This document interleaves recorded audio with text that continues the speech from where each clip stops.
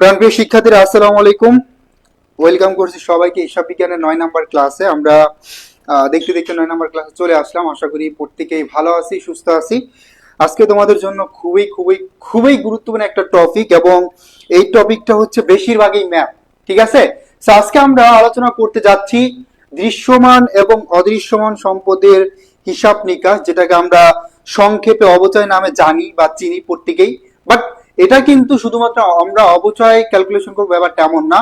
এখানে অবলোপন, এখানে নিঃশেষকরণ, ওভারঅল সবকিছু নিয়ে আলোচনা করব। এই জন্য এই টপিকটার নাম দৃশ্যমান এবং অদৃশ্যমান সম্পদের হিসাব নিকাশ। আশা করি প্রত্যেকেই ভালো আছি, সুস্থ আছি এবং পড়াশোনা নিয়মিত করতেছি। এবং যারা যারা হচ্ছে এই ছুটির দিনও ঘোরাফেরা করতেছে এবং ভাবতেছে যে এই ছুটিটা আমার জন্য, তাদের জন্য ওয়ার্নিং। কারণ হচ্ছে এই ছুটিটা তোমার জন্য না। অ্যাডমিশন টাইমে তোমার ছুটি বলতে কিছু নাই। ওকে, কারণ হচ্ছে তুমি অ্যাডমিশন সিকার, অবভিয়াসলি অ্যাডমিশন পরীক্ষার আগ পর্যন্ত তোমাকে একটানা পরিশ্রম করে যেতে হবে। ঠিক আছে, এই জন্য আমরা যারা পড়াশোনা করতেছি না, ফাঁকি দিচ্ছি, সো তারা অবশ্যই অবশ্যই এখনো সময় আছে, এখনো সুযোগ আছে, সো সুযোগগুলোকে কাজে লাগাও। ঠিক আছে, ওকে। তাহলে আমরা আজকে আলোচনা করতে যাচ্ছি এই টপিকটা। তোমরা জানো যে খুবই ইম্পর্টেন্ট এবং এই টপিক থেকে কোশ্চেন আসবে। এবং 19-20 সেশনের পর থেকে তোমরা জানো যে এই টপিক থেকে একই কোশ্চেন প্রতি বছর আসতেছে। মানে কি, লাভ ক্ষতি লাভ ক্ষতি লাভ ক্ষতি। ঠিক আছে, সো আমরা এই লাভ ক্ষতি আজকে একদম ঝাঁঝরা করে ফেলবো। একদম আমরা প্রত্যেকটা টাইপের ম্যাথ শিখবো এবং প্রত্যেকটা একদম ব্যাখ্যা করব, বিশ্লেষণ করব, একাধিক নাম শিখবো এবং তোমাদের হাতে ধরিয়ে শিখিয়ে দিব। ঠিক আছে, সো যারা যারা জয়েন করে নেই দ্রুত জয়েন করে ফেলি। আমরা কেন লেট করি আমি বুঝতে পারতেছি না, কারণ অলরেডি আমরা 3 থেকে 4 মিনিট লেট করে আজকে ক্লাসে আসছি, তারপরে তোমাদের লেট, সেটা মানা যায় না, কোনোভাবেই মানা যায় না। ঠিক আছে, সো একটু দ্রুত জয়েন করো। আর দিন দিন দেখতেছি আমাদের প্রাণপ্রিয় শিক্ষার্থীদের অবস্থা কি আস্তে আস্তে খারাপের দিকে যাচ্ছে। কারণ তাদের যে রেসপন্স ছিল, আগে যে একটা এনার্জি ছিল পড়াশোনার প্রতি, সেটা আস্তে আস্তে কমে যাচ্ছে। এভাবে কমে গেলে তুমি কিন্তু কি করবে জানো, এই অ্যাডমিশন প্রস্তুতি থেকে, এই যে পাবলিক ইউনিভার্সিটি চান্স পাওয়ার ক্ষেত্রে এই রেস থেকে অবভিয়াসলি তুমিও ছিটকে যাবে। So be careful. প্রত্যেকেই যেই এনার্জিটা, যেই আশাটা, যেই আগ্রহটা শুরুতেই ছিল, সেটা যাতে শেষ পর্যন্ত থাকে। এবং তুমি যা পড়তে সেটা রিভিশন না দিতে পারলে কিচ্ছু কাজে লাগবে না। নতুন নতুন টপিক পড়তেছো, এগুলো কোনো কাজে লাগবে না, রিভিশন দেওয়া লাগবে। আর হিসাব বিজ্ঞান আমি যে টপিকগুলো ইম্পর্টেন্ট এইগুলো আগে আগে পড়াচ্ছি, যেগুলো থেকে প্রতি বছর কোশ্চেন আসতেছে। তারপরে হচ্ছে আমাদের শিক্ষার্থীদের রেসপন্স খুব কম, কেন জানি বুঝি না। মানে এই বছরের শিক্ষার্থীদের এনার্জি কেমন জানি কম মনে হচ্ছে, আগ্রহ অনেক কম।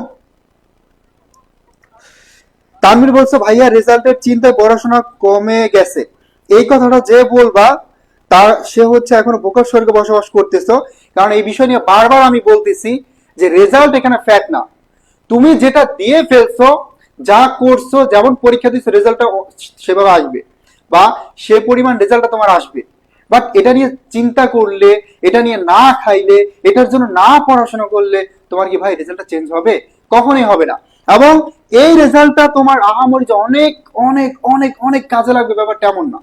এতদিন যা পড়াশোনা করছো, তুমি জাস্ট পাবলিক ইউনিভার্সিটিতে অ্যাপ্লাই করার যদি তোমার কোয়ালিফিকেশনটা হয়, তাহলে এনাফ ভাই, আর টেনশন করা লাগবে না। তুমি পড়াশোনা করো, তোমার যদি জিপিএ 3.96 আছে, এসএসসি দুইটা যদি 4 পয়েন্টের নিচেও থাকে, 4 পয়েন্টের নিচেও থাকে, তারপর তুমি ঢাকা বিশ্ববিদ্যালয়ে চান্স পাবে। ইভেন টপ 100 এর মধ্যে থাকতে পারবা যদি এক্সামে ভালো করতে পারো। ঠিক আছে, এবং যখন এক্সাম দিবে, তখন হচ্ছে রেজাল্ট দিবে, তার 1 ঘন্টা আগে একটু কান্নাকাটি করো। ঠিক আছে, আগে থেকে পড়াশোনার ইফেক্ট ফেলো না, পড়াশোনা নষ্ট করো না। ওকে, এই তো ভাই আলহামদুলিল্লাহ আমি ভালো আছি। বাট এভরিডেতে তোমাদের অবস্থা দেখে আমি হতাশ হয়ে যাই। ঠিক আছে, আগে ছিল কয়শো, একদম শুরুতে ক্লাস করছো 200, তারপর করতে 180, তারপর করতে 170, তারপর করতে 160, এখন দেখতে দেখতে 100 নিচে নেমে গেছে।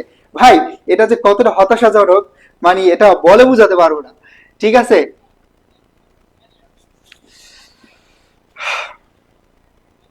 আমাদের সুফিয়ান সাহেব বলছে ওকে ভাইয়া শুরু করেন, শুরু করে দিন।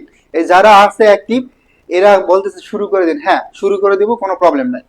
তাহলে আমরা শুরুতেই আজকে যেটা শিখবো সেটা হচ্ছে দৃশ্যমান অদৃশ্যমান সম্পদের হিসাব নিকাশ। কেন? কারণ আমরা অবচয়টা পেয়ে থাকি দৃশ্যমান হিসাব নিকাশ থেকে। যেমন তোমার স্থায়ী সম্পদ কি কি আছে, যেমন হতে পারে একটা আসবাবপত্র, একটা কম্পিউটার, একটা মোবাইল, একটা মেশিন। আর অদৃশ্যমান সম্পদ থেকে আমরা যেটা ধার্য করি সেটার নাম হচ্ছে অবলোকন, ঠিক আছে। আর প্রাকৃতিক সম্পদ থেকে যেটা ধার্য করি সেটা হচ্ছে নিঃশেষকরণ। এই জন্য এই টপিকটার নাম দৃশ্যমান অদৃশ্যমান সম্পদের হিসাব নিকাশ। প্রত্যেকেই নোট খাতা নিয়ে রেডি থাকবো এবং সাথে সাথে নোট করব। ওকে, আর যদি কোনো প্রবলেম হয় সাথে সাথে আস্ক করব, ঠিক আছে।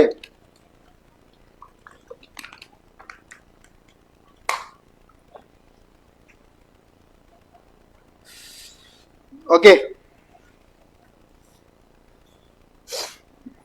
গুড। রেসপন্স দেখে অনেক ভালো লাগছে আমার। ওকে, শুরু করো। প্রত্যেকে হচ্ছে সাথে সাথে নোট ডাউন করবা, এই বিষয়টা খুবই ইম্পর্টেন্ট। আমরা শুরুতে অবচয়ের সবচেয়ে গুরুত্বপূর্ণ যে কোশ্চেন গুলা এইগুলা শিখে ফেলবো, ঠিক আছে। তো দেখো, আমরা শুরুতে আলোচনা করব অবচয় নিয়ে। কি নিয়ে বলতো? অবচয় নিয়ে। তো ফার্স্ট অফ অল আমার জানা লাগবে যে অবচয় কি। তো অবচয় আমরা 3টা 4টা 5টার মতো ডেফিনেশন দিব, প্রত্যেকটা ডেফিনেশন তোমরা লিখে ফেলবা। মনে করো আমি যদি এখানে একটা, আর ফোনটা কম দামি তারপর দেখাচ্ছি। মনে করো ধরো এই ফোনটার মূল্য হচ্ছে 50,000 টাকা। এই ফোনটার মূল্য 50,000 টাকা। এখন এই ফোনটা যদি তুমি 1 বছর ব্যবহার করো, 1 বছর ব্যবহার করে যদি ফোনটা বিক্রি করে দাও, তাহলে কিন্তু তুমি 50,000 টাকা বিক্রি করতে পারবে না। হয়তো এটার মূল্য হয়ে যাবে 40,000 টাকা। ধরো আরো 1 বছর ইউজ করলে এটার মূল্য হয়ে যাবে 35,000 টাকা। আরো 1 বছর ইউজ করলে এটার মূল্য হয়ে যাবে 30,000 টাকা। আরো 1 বছর ইউজ করলে এটার মূল্য হয়ে যাবে 25,000 টাকা। তার মানে ফোনটার মূল্য ছিল ভাইয়া 50,000 টাকা, কিন্তু 4 বছর ব্যবহার করার পর ফোনটার মূল্য হলো 25,000 টাকা। তাহলে বাকি 25,000 টাকা কোথায় গেল? এই 25,000 টাকাই হচ্ছে মেইনলি তোমার অবচয়। এখন আমরা হচ্ছে ডেফিনেশন গুলা বলবো, তোমরা লিখে ফেলবা দ্রুত, ঠিক আছে। তারপরে এখানে তো লেখাই আছে, এই স্লাইড থেকে তুমি দেখতে পারবা, শীট থেকে দেখতে পারবা। ওকে, সর্বপ্রথম আমরা জানবো যে স্থায়ী সম্পদের ব্যবহারজনিত ক্ষয়ক্ষতি হচ্ছে অবচয়। তার মানে যদি কোশ্চেনটা আসে অবচয় কি, তাহলে হবে স্থায়ী সম্পদের। ভাই স্থায়ী সম্পদ কি বলতো? আসবাবপত্র, যন্ত্রপাতি, মেশিন, কম্পিউটার, এইগুলো হচ্ছে স্থায়ী সম্পদ। তার মানে স্থায়ী সম্পদের ব্যবহারজনিত ক্ষয়ক্ষতিটাই হচ্ছে মেইনলি অবচয়। নাম্বার 1, স্থায়ী সম্পদের ব্যবহারজনিত ক্ষয়ক্ষতি হচ্ছে অবচয়। নাম্বার 2, স্থায়ী সম্পদের ব্যবহারজনিত মূল্য হ্রাস হচ্ছে অবচয়। এই যে স্থায়ী সম্পদ ব্যবহার করতে করতে এটা কি হয়েছে, এখানে মূল্য হ্রাস পাইছে, এটাই মেইনলি অবচয়। নাম্বার 3, অবচয় হলো ক্রয় মূল্য। অবচয় হচ্ছে, মনে রাখবা, অবচয় হচ্ছে ক্রয় মূল্য। এই ক্রয় মূল্য, এটার আরেকটা নাম হচ্ছে ব্যয় মূল্য। ক্রয় মূল্য, ব্যয় মূল্য, বা আরেকটা নাম আমরা বলতে পারি অর্জন মূল্য। এটার অর্জন মূল্য, এটার ব্যয় বন্টন প্রক্রিয়া, এটার এই ব্যয় বন্টন প্রক্রিয়াটাই মূলত অবচয়, ঠিক আছে। তার মানে আমরা 3টা ডেফিনেশন শিখলাম। প্রথমটা ছিল অবচয় হচ্ছে স্থায়ী সম্পদের ব্যবহারজনিত মূল্য হ্রাস। নাম্বার 2, অবচয় হচ্ছে স্থায়ী সম্পদের ব্যবহারজনিত ক্ষয়ক্ষতি। নাম্বার 3, অবচয় হলো ক্রয় মূল্য, ব্যয় মূল্য বা অর্জন মূল্য, এই 3টার ব্যয় বন্টন প্রক্রিয়া। এই 3টা ডেফিনেশন তোমরা পারলেই হবে। আশা করি প্রত্যেকে হচ্ছে ডেফিনেশন গুলো একটু মনে রাখবা, ঠিক আছে।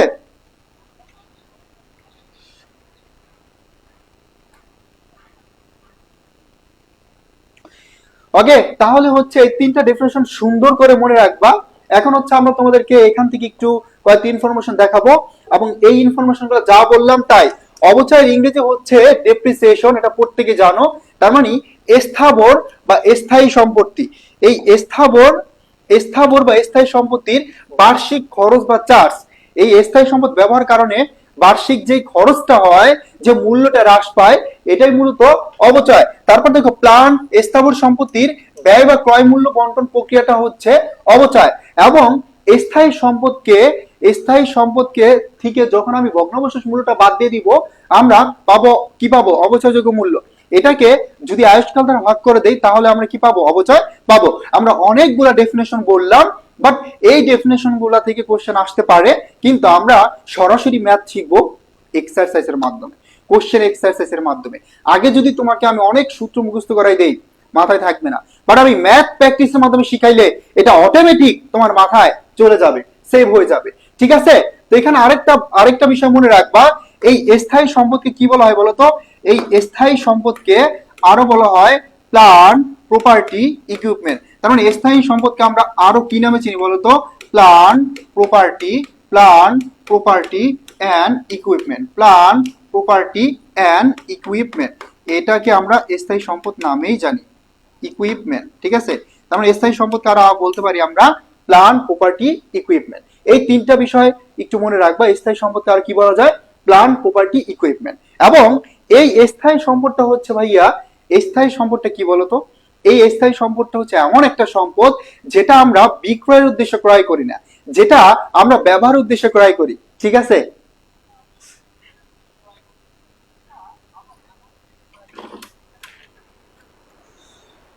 আসো, চলে গেছে। Note done, thank you so much. যারা যারা নোট করেন এই ফাঁকে ক্যামেরা চলে গেছে, এটা নিয়ে কান্নাকাটি করে লাভ নাই, এটা আমি দেখছি। ঠিক আছে, এই ফাঁকে নিজেরা নোটগুলো করে ফেলো। ভাইয়া দেখা যায় না, এটা আমি দেখছি রে ভাই। মানে কাজ থেকে কুকাজ তোমরা বেশি করতে পারো, তাই না? এটাই হচ্ছে স্টুডেন্টের, মানে কি বলবো, যে মূল, তারা এই কাজগুলোই করে। কিছু দেখা যাচ্ছে না, এটা কি সবার বলা লাগে? এটা তো আমিই দেখছি। তুমি ভাই এই ফাঁকে এই নোটগুলো করে ফেলে কাজে লাগবে। ঠিক আছে, তার মানে স্থায়ী সম্পদকে বলা হয় প্লান্ট প্রপার্টি ইকুইপমেন্ট। কি বলা হয়? Plant property equipment. তিনটা পয়েন্ট একটু মনে রাখবা।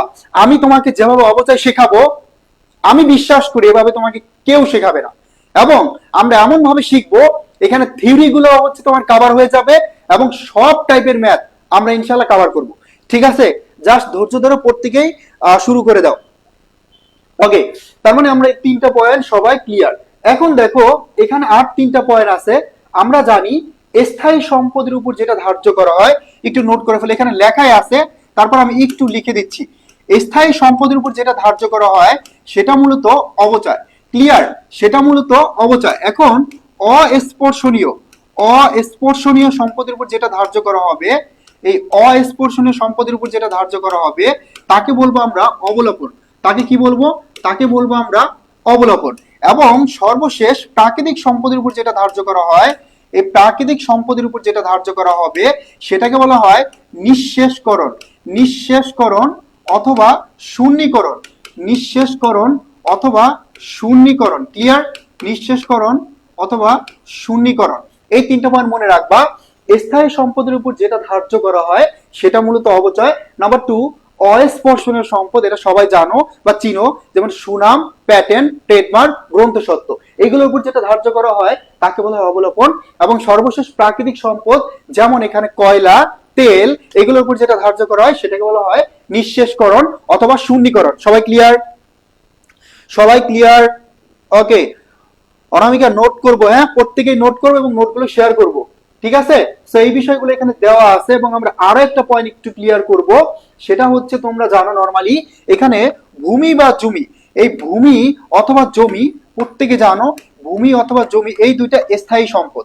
এই দুইটা স্থায়ী সম্পদ, বাট এটার উপর অবচয় ধার্য করা হয় না। এটার উপর অবচয়টা ধার্য করা হয় না। ক্লিয়ার? এটার উপর অবচয় ধার্য করা হয় না, একটু নোট করে ফেলবা। কারণ কি বলতো? কারণ এই ভূমি বা জমির এটার মেয়াদকাল বা আয়ুষ্কাল, এটার মেয়াদকাল বা আয়ুষ্কাল সীমাহীন বা অসীম, যেটার কোনো শেষ নাই। এই জন্য কি করা হয় না বলতো? ভূমির উপর বা জমির উপর অবচয় ধার্য করা হয় না। তার মানে মনে রাখবা, ভূমি বা জমি ভাই এটা এক টাইপের স্থায়ী সম্পদ, কিন্তু এটার উপর কোনো অবচয় ধার্য করা হবে না, কারণ এটার মেয়াদকাল, এটার আয়ুষ্কাল অসীম বা সীমাহীন। কিন্তু ভাইয়া ভূমি উন্নয়নের উপরে, কিন্তু ভূমি উন্নয়নের উপরে কি করা হবে? অবচয় ধার্য করা হবে। ভূমি উন্নয়নের উপরে অবচয় ধার্য করা হবে। কারণ কি বলতো? কারণ ভূমি উন্নয়ন মানে হচ্ছে ধরো একটা স্থায়ী সম্পদ। এটা মূলত আমরা কি করি? আমরা যখন ধরো একটা উদাহরণ দেই, হতে পারে এটা বেড়া, হতে পারে এটা বেষ্টনী। তার মানে এই বেড়া বেষ্টনী এটা কিন্তু মেয়াদকাল আছে বা আয়ুষ্কাল আছে। এই জন্য ভূমি উন্নয়নের উপর কি করা হয়? অবচয় ধার্য করা হয়। ঠিক আছে, ওকে। সো এই কোশ্চেনগুলো এখানে সুন্দর করে লেখা আছে, এখান থেকে তোমরা দেখতে পারবা। পাশাপাশি আমি একটু লিখে দিলাম, একটু আলোচনা করলাম। এখানে আমরা দুইটা পয়েন্ট একটু আলোচনা করব, তারপর আমরা আরো ধাপে ধাপে শিখবো। একটু মনে রাখবা, যেমন সময়ে নির্ভর করে না বা সময়কে বিবেচনা করা হয় না, সময়কে বিবেচনা করা হয় না উৎপাদনের একক পদ্ধতি। সময়কে বিবেচনা করা হয় না ভাইয়া, পুরো মনে রাখবেন একটু, সময়কে বিবেচনা করা হয় না বা সময়ের উপর নির্ভর করে না, উৎপাদনের একক পদ্ধতি। কিসের পদ্ধতি? উৎপাদনের একক পদ্ধতি। ওই উৎপাদনের একক পদ্ধতি, এই মেথডটা কি হয় না, সময়ের উপর বিবেচনা করা হয় না বা সময়কে মূল্যায়ন করা হয় না, ম্যাথকাল এখানে থাকে না। আরেকটা বিষয় মনে রাখবা, ক্রমহ্রাসমান জের পদ্ধতিটা, এই ক্রমহ্রাসমান জের পদ্ধতিতে কি করা হয় না, ভগ্নাবশেষ মূল্যকে বিবেচনা করা হয় না, ভগ্নাবশেষ মূল্যকে বিবেচনা করা হয় না। আমরা জাস্ট একটু থিওরির জন্য এগুলো একটু, ভগ্নাবশেষ মূল্যকে বিবেচনা করা হয় না থিওরির জন্য মূলত আমরা এগুলো একটু লিখে দিচ্ছি, পরবর্তীতে আমরা এগুলা ম্যাথ যখন করব তখন একদম সুন্দর করে ব্যাখ্যা করবো, সমস্যা নাই। এই 3-4টা পয়েন্ট একটু বেশি মনে রাখবো, কারণ এগুলো থেকে ঘুরাই ফিরে প্রতি বছর কোশ্চেন আসে। তার মানে সময়কে বিবেচনা করা হয় না, অথবা ম্যাথকালকে বিবেচনা করা হয় না, অথবা আয়ুষ্কালকে বিবেচনা করা হয় না উৎপাদন একক পদ্ধতিতে, এবং ক্রমহ্রাসমান জের পদ্ধতিতে ভগ্নাবশেষ মূল্যকে বিবেচনা করা হয় না। সবাই নোটগুলো করে ফেলবো, ঠিক আছে? সবাই নোটগুলো করে ফেলবো। এবার আসো, আমরা যদি অবচয়ের ভাইয়া পুরা অবচয়ের যদি আমরা জাবেদা দেই, প্রত্যেকে জানি অবচয় ব্যয় বা খরচ হিসাব ডেবিট এবং পুঞ্জীবিত অবচয় হিসাব কি ক্রেডিট। তার মানে এখানে ব্যয় বৃদ্ধি পাচ্ছে, ব্যয় বৃদ্ধি পালে মালিকানা সত্ত্ব কি করবে, হ্রাস পাইবে। যদি ব্যয় বৃদ্ধি পায় তাহলে মালিকানা সত্ত্ব হ্রাস পাবে, ক্লিয়ার। এবং এখানে আমার পুঞ্জীবিত অবচয় হিসাব ক্রেডিট, তার মানে এটা একটা বিপরীত সম্পদ, এটা কি করে, এটা মূলত সম্পদকে হ্রাস করে দেয়, ঠিক আছে?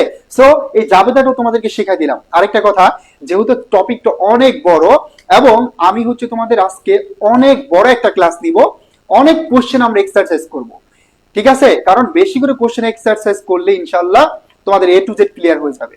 এবং বারবার আমি যে কথাটা বলি, আমি রবট নই ভাই, তুমি যদি আমাকে বলো যে ভাই আর একটু স্লো পড়ান, অবশ্যই সেভাবে যাব। বাট এখানে প্রত্যেকটা স্টুডেন্ট মানে ইচ এন্ড এভরিওয়ান শিখে বুঝে প্রত্যেকটা নাম তারপরে ক্লাস থেকে যাবে, ঠিক আছে? ওকে ওকে, রাহিমাহি আপনি আজকে লেট করে জয়েন করছেন। দেখো, অবচয়ের যদি আমরা জাবেদা দেই, অবচয় ব্যয় বা খরচ হিসাব ডেবিট এবং পুঞ্জীবিত অবচয় হিসাব ক্রেডিট, ঠিক আছে? এখন দেখো, আমরা জানি ও এর উপাদান ছিল কয়টা, 4টা। এগুলো যদি ভেঙে শিখাতে লাগে তাহলে আমি এখন মরে যাব ভাই, কারণ এগুলো সব শিখেছি বেসিক। তোমরা জানো ব্যয় যদি বৃদ্ধি পায় তাহলে মালিকানার সাথে কি করবে, হ্রাস পাবে। এখন অবচয় কি একটা খরচ বা ব্যয়, ব্যয় বাড়ছে মালিকানার সাথে হ্রাস পাবে, কামরুন নাহার। তারপরে দেখো পুঞ্জীবিত অবচয় হিসাব ক্রেডিট, তার মানে এখানে বিপরীত সম্পদ বাড়তেছে এবং বিপরীত সম্পদ কি করে, সম্পদকে হ্রাস করে। বিপরীত সম্পদ বাড়লে সম্পদ কি করবে, হ্রাস পাবে। দ্যাটস ইট, এই ছিল খেলা, ঠিক আছে? তার মানে আমরা কি করলাম, এখন এই জাবেদাটা শিখলাম, এখান থেকে তোমাদের কোশ্চেন আসতে পারে। তারপরে চলে আসো, আমরা এই পয়েন্টগুলো দেখবো।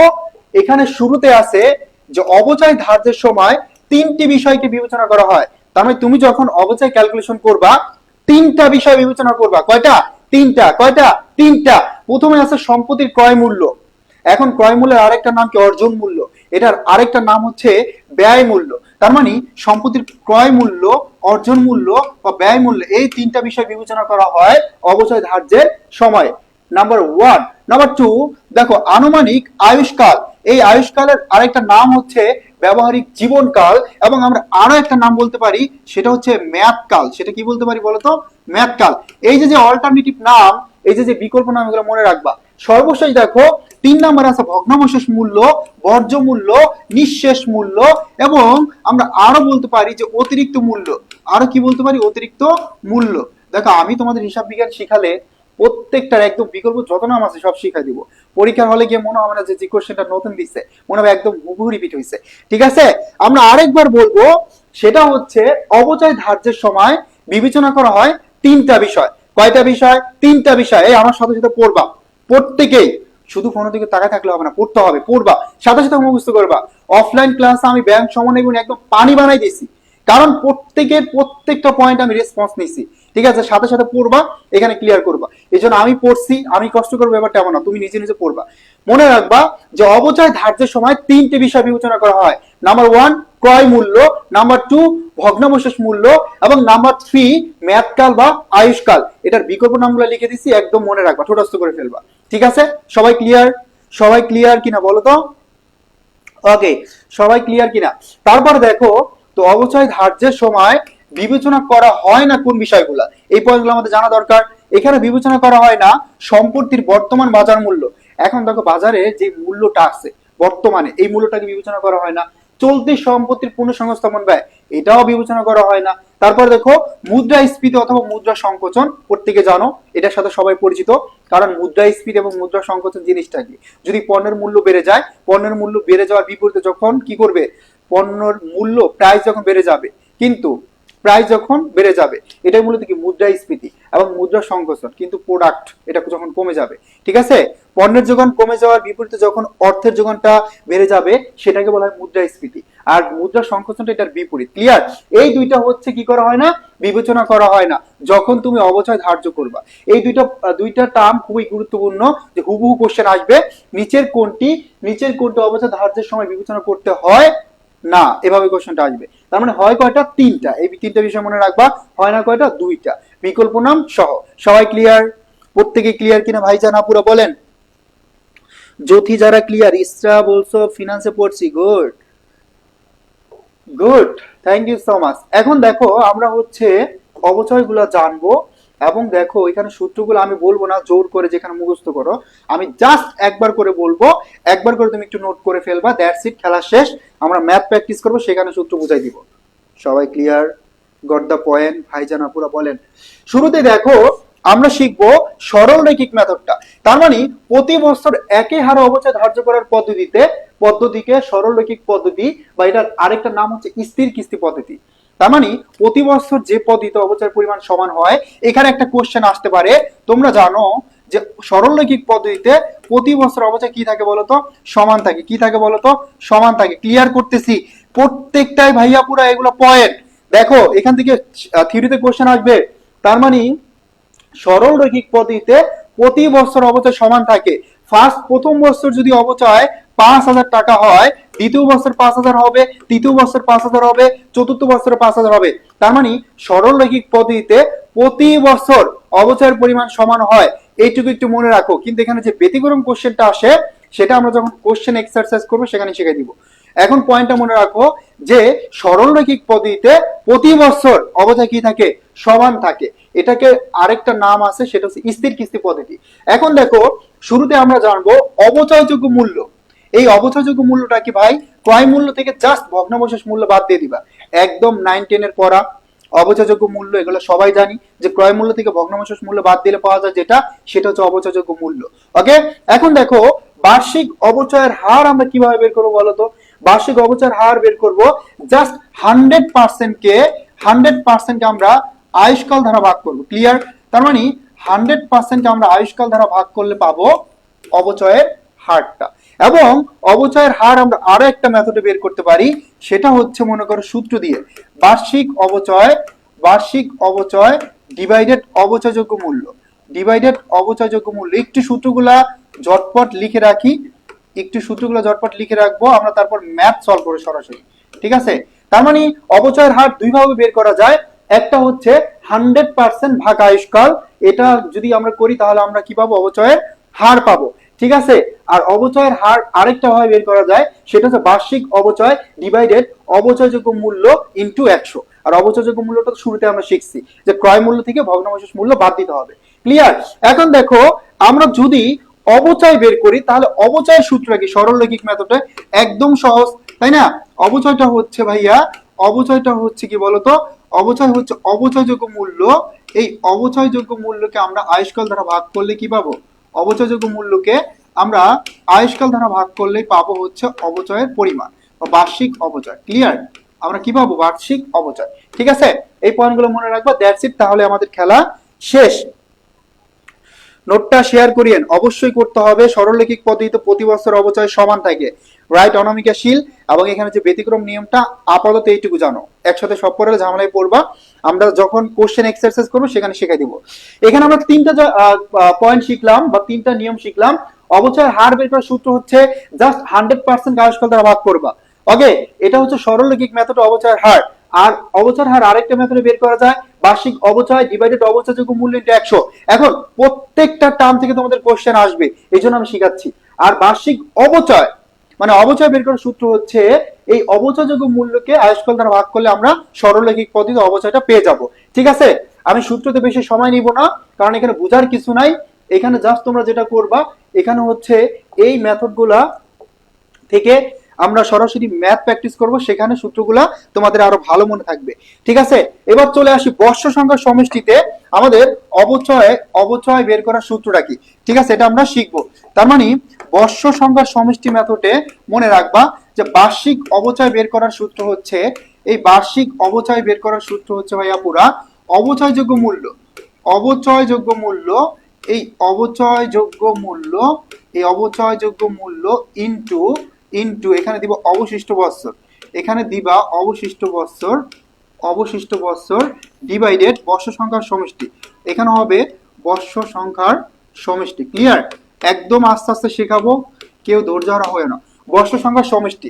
এখন দেখো এখানে অবচয়যোগ্য মূল্যটা আমরা প্রত্যেকে চিনি, কারণ হচ্ছে ক্রয় মূল্য থেকে ভগ্নাবশেষ মূল্য বাদ দিলে পাওয়া যায় অবচয়যোগ্য মূল্য। এবার চলে আসো অবশিষ্ট বৎসর বের করার সূত্র কি বলতো?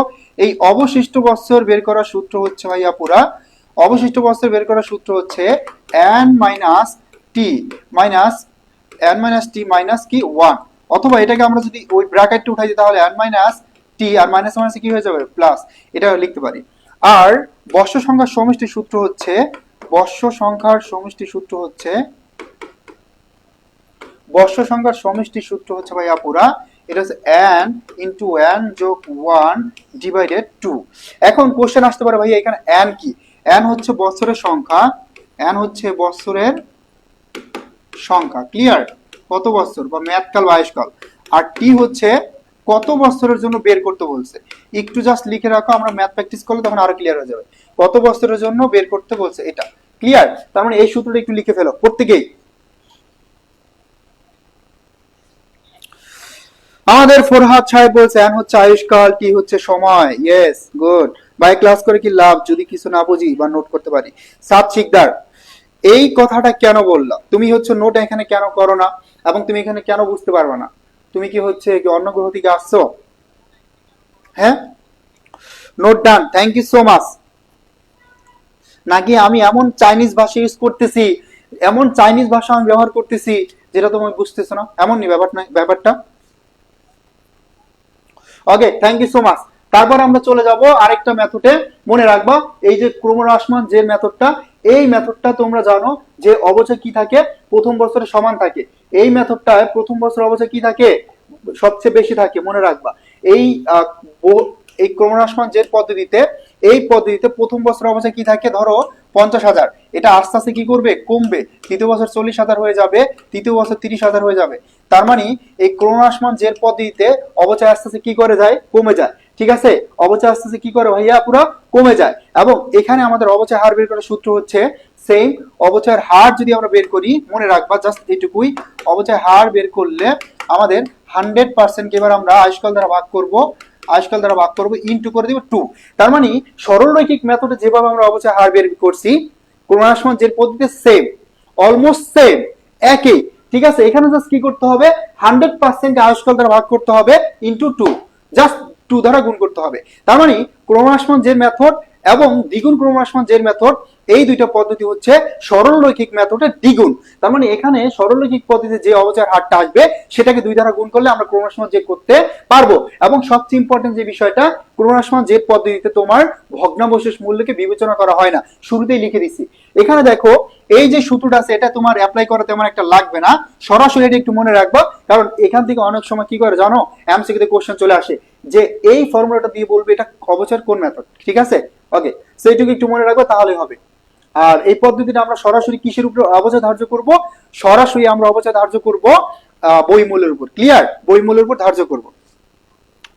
ওকে, শুধু 2 দিয়ে গুণ করতে হবে, right, thank you so much. Okay, so এবার আমরা সরাসরি ম্যাথ প্র্যাকটিস করব, ইনশাআল্লাহ সবার ক্লিয়ার হয়ে যাবে। আজকে তোমাদের রিটেনও প্র্যাকটিস করাবো, আমি এমসিকিউ প্র্যাকটিস করাবো। ঠিক আছে? হ্যাঁ, হাতের লেখা আমার স্লো, নোট করতে পারছি না। এখন যদি বলো স্লো এই প্রতিযোগিতায় এসেও, তাহলে হবে না। কারণ তুমি এখন প্রতিযোগিতা করতে যাচ্ছ, তোমার স্লো হলে কিভাবে বাড়ানো যায় এদিকে চেষ্টা করতে হবে। ওকে, আমার সাথে সাথে অনামিকা, জ্যোতি, যারা যারা অধরা আছো সবাই নিজেরা চেষ্টা করবা। এবং আমি সাথে সাথে হচ্ছে তোমাদের কি করে দিব, প্রত্যেকটা সলভ করে দিব। তো শুরুতেই দেখো এখানে আমরা সরলরৈখিক পদ্ধতিতে বার্ষিক অবচয়ের হার, অবচয় কত, এটা বের করব। তো দেখো আমি সূত্র লিখে দিতাম না, আমাদের এমন কিছু স্টুডেন্ট আছে যারা জানে না, একবার লিখে দিছি তারপর ফার্স্ট টাইম আমি আরো একবার লিখে দিব, কিন্তু যখন এমসিকিউতে যাব তখন সূত্র লিখে দিব না, ঠিক আছে? So be careful. তার মানে আমরা বার্ষিক অবচয় কিভাবে বের করব? বার্ষিক অবচয় বের করার সূত্র হচ্ছে, এখানে আমার যে ক্রয় মূল্য আছে, ক্রয় মূল্য কত ভাইয়া? 85,000 টাকা। এই ক্রয় মূল্য থেকে আমরা বাদ দিব কি বলতো? ভগ্নাবশেষ মূল্য। এখন এখানে ভগ্নাবশেষ মূল্য আছে কত টাকা? 1,000 টাকা। দিলাম 1,000 টাকা মাইনাস করে, ঠিক আছে? তারপর আমরা যেটা পাবো, এই ক্রয় মূল্য থেকে ভগ্নাবশেষ মূল্য বাদ দিলে যেটা পেলাম তার নামে হচ্ছে অবচয়যোগ্য মূল্য। এই অবচয়যোগ্য মূল্যকে আমরা ভাগ করব আয়ুষ্কাল বা মেয়াদকাল দ্বারা। এখন দেখো এখানে আয়ুষ্কাল বা মেয়াদকাল কত আছে, এই যে বলা আছে যে আয়ুষ্কাল হচ্ছে 12 বছর, তার মানে 12 বছর দ্বারা ভাগ করে দিলে আমি পেয়ে যাব ভাইয়া অবচয়টা। তাহলে দেখো এখানে কত হয়? 84,000 টাকা। 84,000 টাকা, তারপরে 12, এখন 7 84, তার মানে বার্ষিক অবচয় কত টাকা? 7,000 টাকা। আমি একদম সহজ থেকে একদম ইজি লেভেল থেকে আস্তে আস্তে হার্ড লেভেলে যাব, এবং কোন জায়গা থেকে কোশ্চেন আসছে প্রিভিয়াস ইয়ারে একদম আমরা ক্লিয়ার করে দিব, 100% ইজি করে দিব, ঠিক আছে? সো এটা কি আমার প্রত্যেকটা স্টুডেন্ট বুঝতে পারছেন? ভাইজানরা বলেন, যেই ব্যক্তি হচ্ছে বলছিলেন আমি বুঝি নাই, সে বলেন বুঝতে পারছেন কিনা। আপনার নামটা আমি দেখতে চাই, এবং আপনি সবচেয়ে বেশি রেসপন্স করবেন এই ক্লাসে, ঠিক আছে? কারণ শেষ পর্যন্ত আপনারা আমি বুঝাই ছাড়বো, যেভাবেই হোক, লাগলে অফিসে নিয়ে আসবো, ঠিক আছে? সহজটা আগে শিখো, অতটা ক্লিয়ার? Thank you. তার মানে বার্ষিক অবচয় বের করার সূত্র হচ্ছে সরলরৈখিক পদ্ধতিতে আমার ক্রয় মূল্য থেকে আমরা বাদ দিব কি? ভগ্নাবশেষ মূল্য। ক্রয় মূল্য থেকে ভগ্নাবশেষ মূল্য বাদ দিলে যেটা পেলাম তার নাম হচ্ছে অবচয়যোগ্য মূল্য। এই অবচয়যোগ্য মূল্যকে আমরা ভাগ করে দিব মেয়াদকাল বা আয়ুষ্কাল দ্বারা। তাহলে ভাগ করে দিলাম, তাহলে 7,000 টাকা। এটার নামই হচ্ছে অবচয়, সরলরৈখিক মেথডে। এখন এখানে বলছে সরলরৈখিক, তোমাদের সময় আসতে পারে কি স্থির কিস্তি পদ্ধতি, একই জিনিস, জাস্ট বিকল্প নাম মনে রাখা লাগবে, ঠিক আছে? ওকে, সো আমরা চলে যাব নাম্বার 2। এখানে আমরা যেটা সলভ করব, দেখো এখানে বের করব 2024 সালে, ডিসেম্বর 2024 সালে তারিখে সম্পত্তির জের কত হবে। প্রিভিয়াস ইয়ারে আমি যত টাইপের ম্যাথ সলভ করাচ্ছি তোমাদের, প্রত্যেকটা টাইপ থেকে তোমাদের কোশ্চেন আসছে, প্রমাণ আছে, এবং এখানে প্রত্যেকটা থিওরি থেকে কোশ্চেন আসছে। এই জন্য যা পড়াচ্ছি খুব ভালো করে মনোযোগ দিব। ওকে, আলহামদুলিল্লাহ ক্লিয়ার। এখানে দেখো শুরুতে একটা সম্পত্তির জের দেওয়া আছে 30,000 টাকা।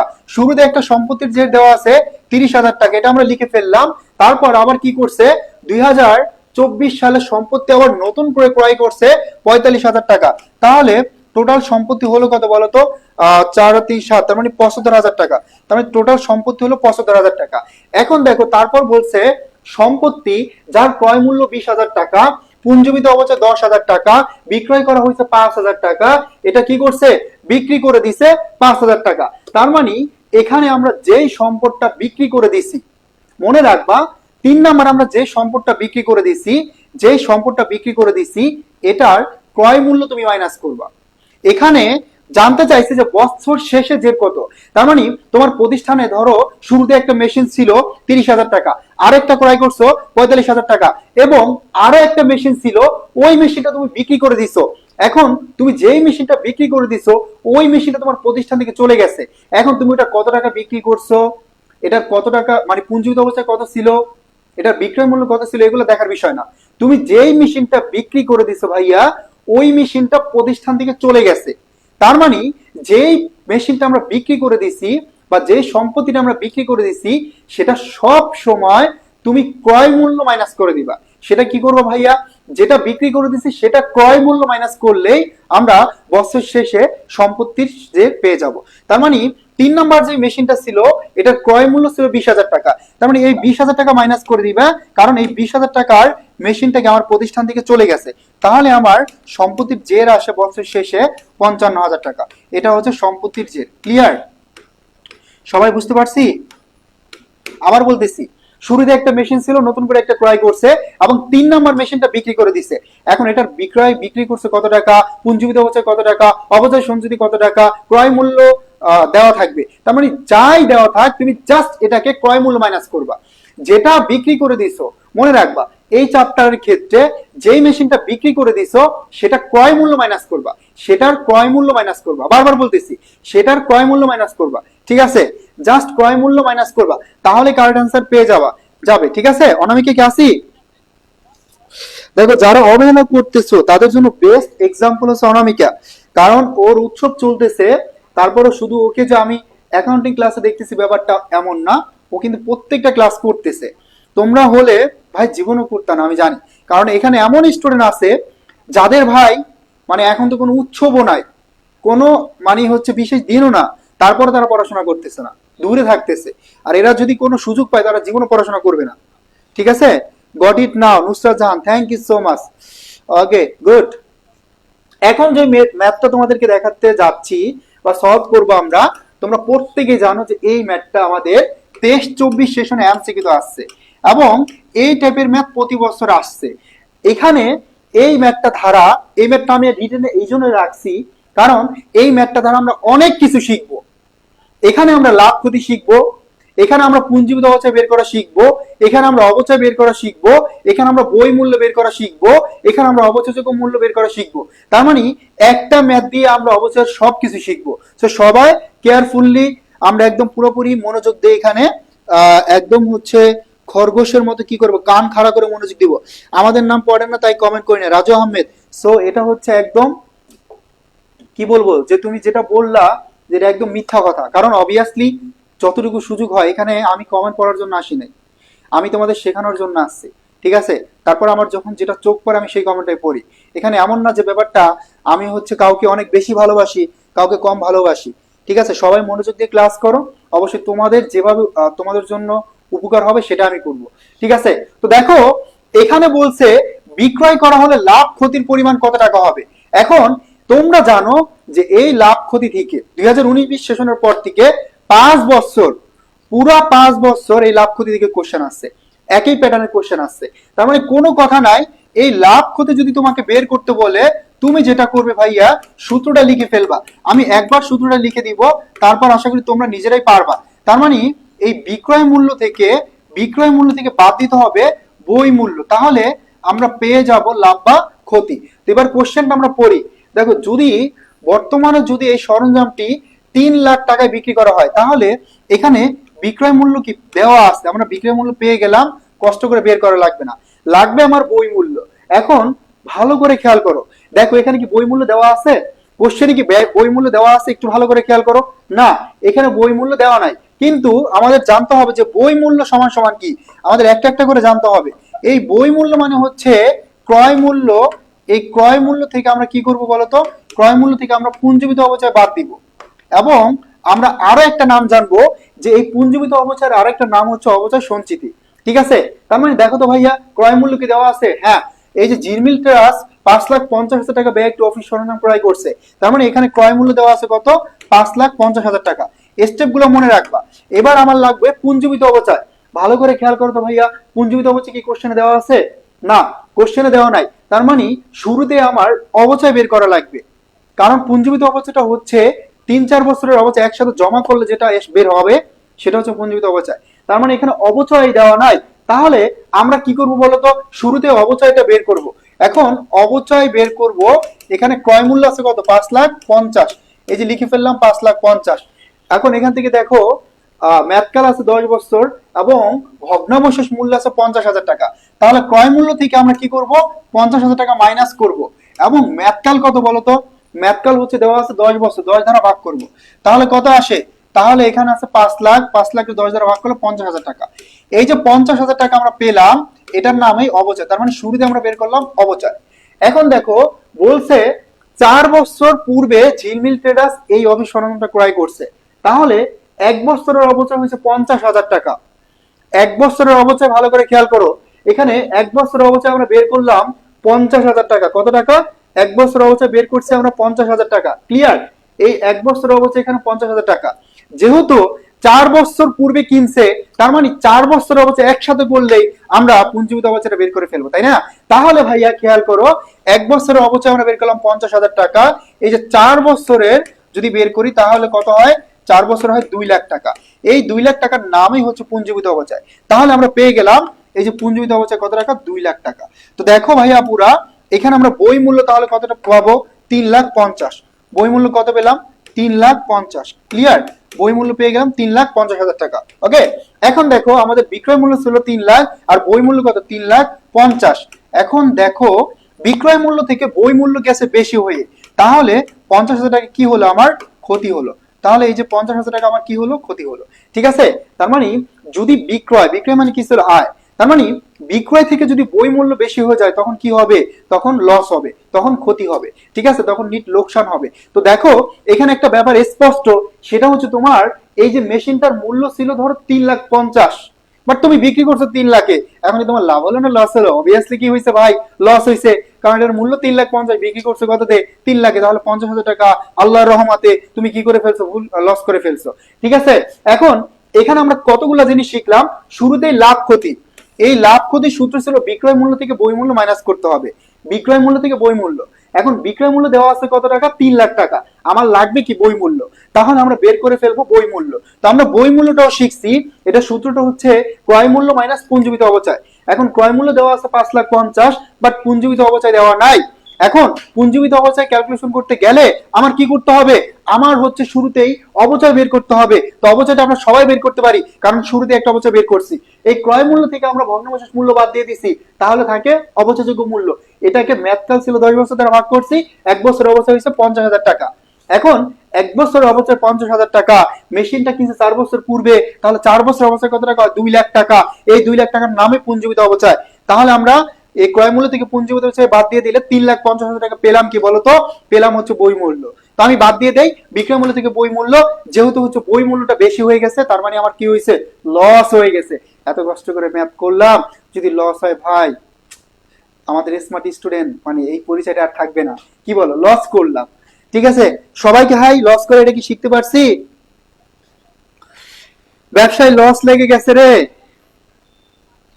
আল্লাহ রহমতে সেই দিন আমিও 500 টাকা লস খাইছি, তাই নি ভাই? তোমরা যদি এগুলো বলো তাহলে কিন্তু আমাদের মান সম্মান থাকবে না, কারণ আমরা এত টাকার হিসাব নিকাশ তোমাদের শিখাচ্ছি, দিন শেষে তুমি যদি মনে করো লস করে আসো, তাহলে ভাই মান সম্মান সব যাবে, সব চলে যাবে।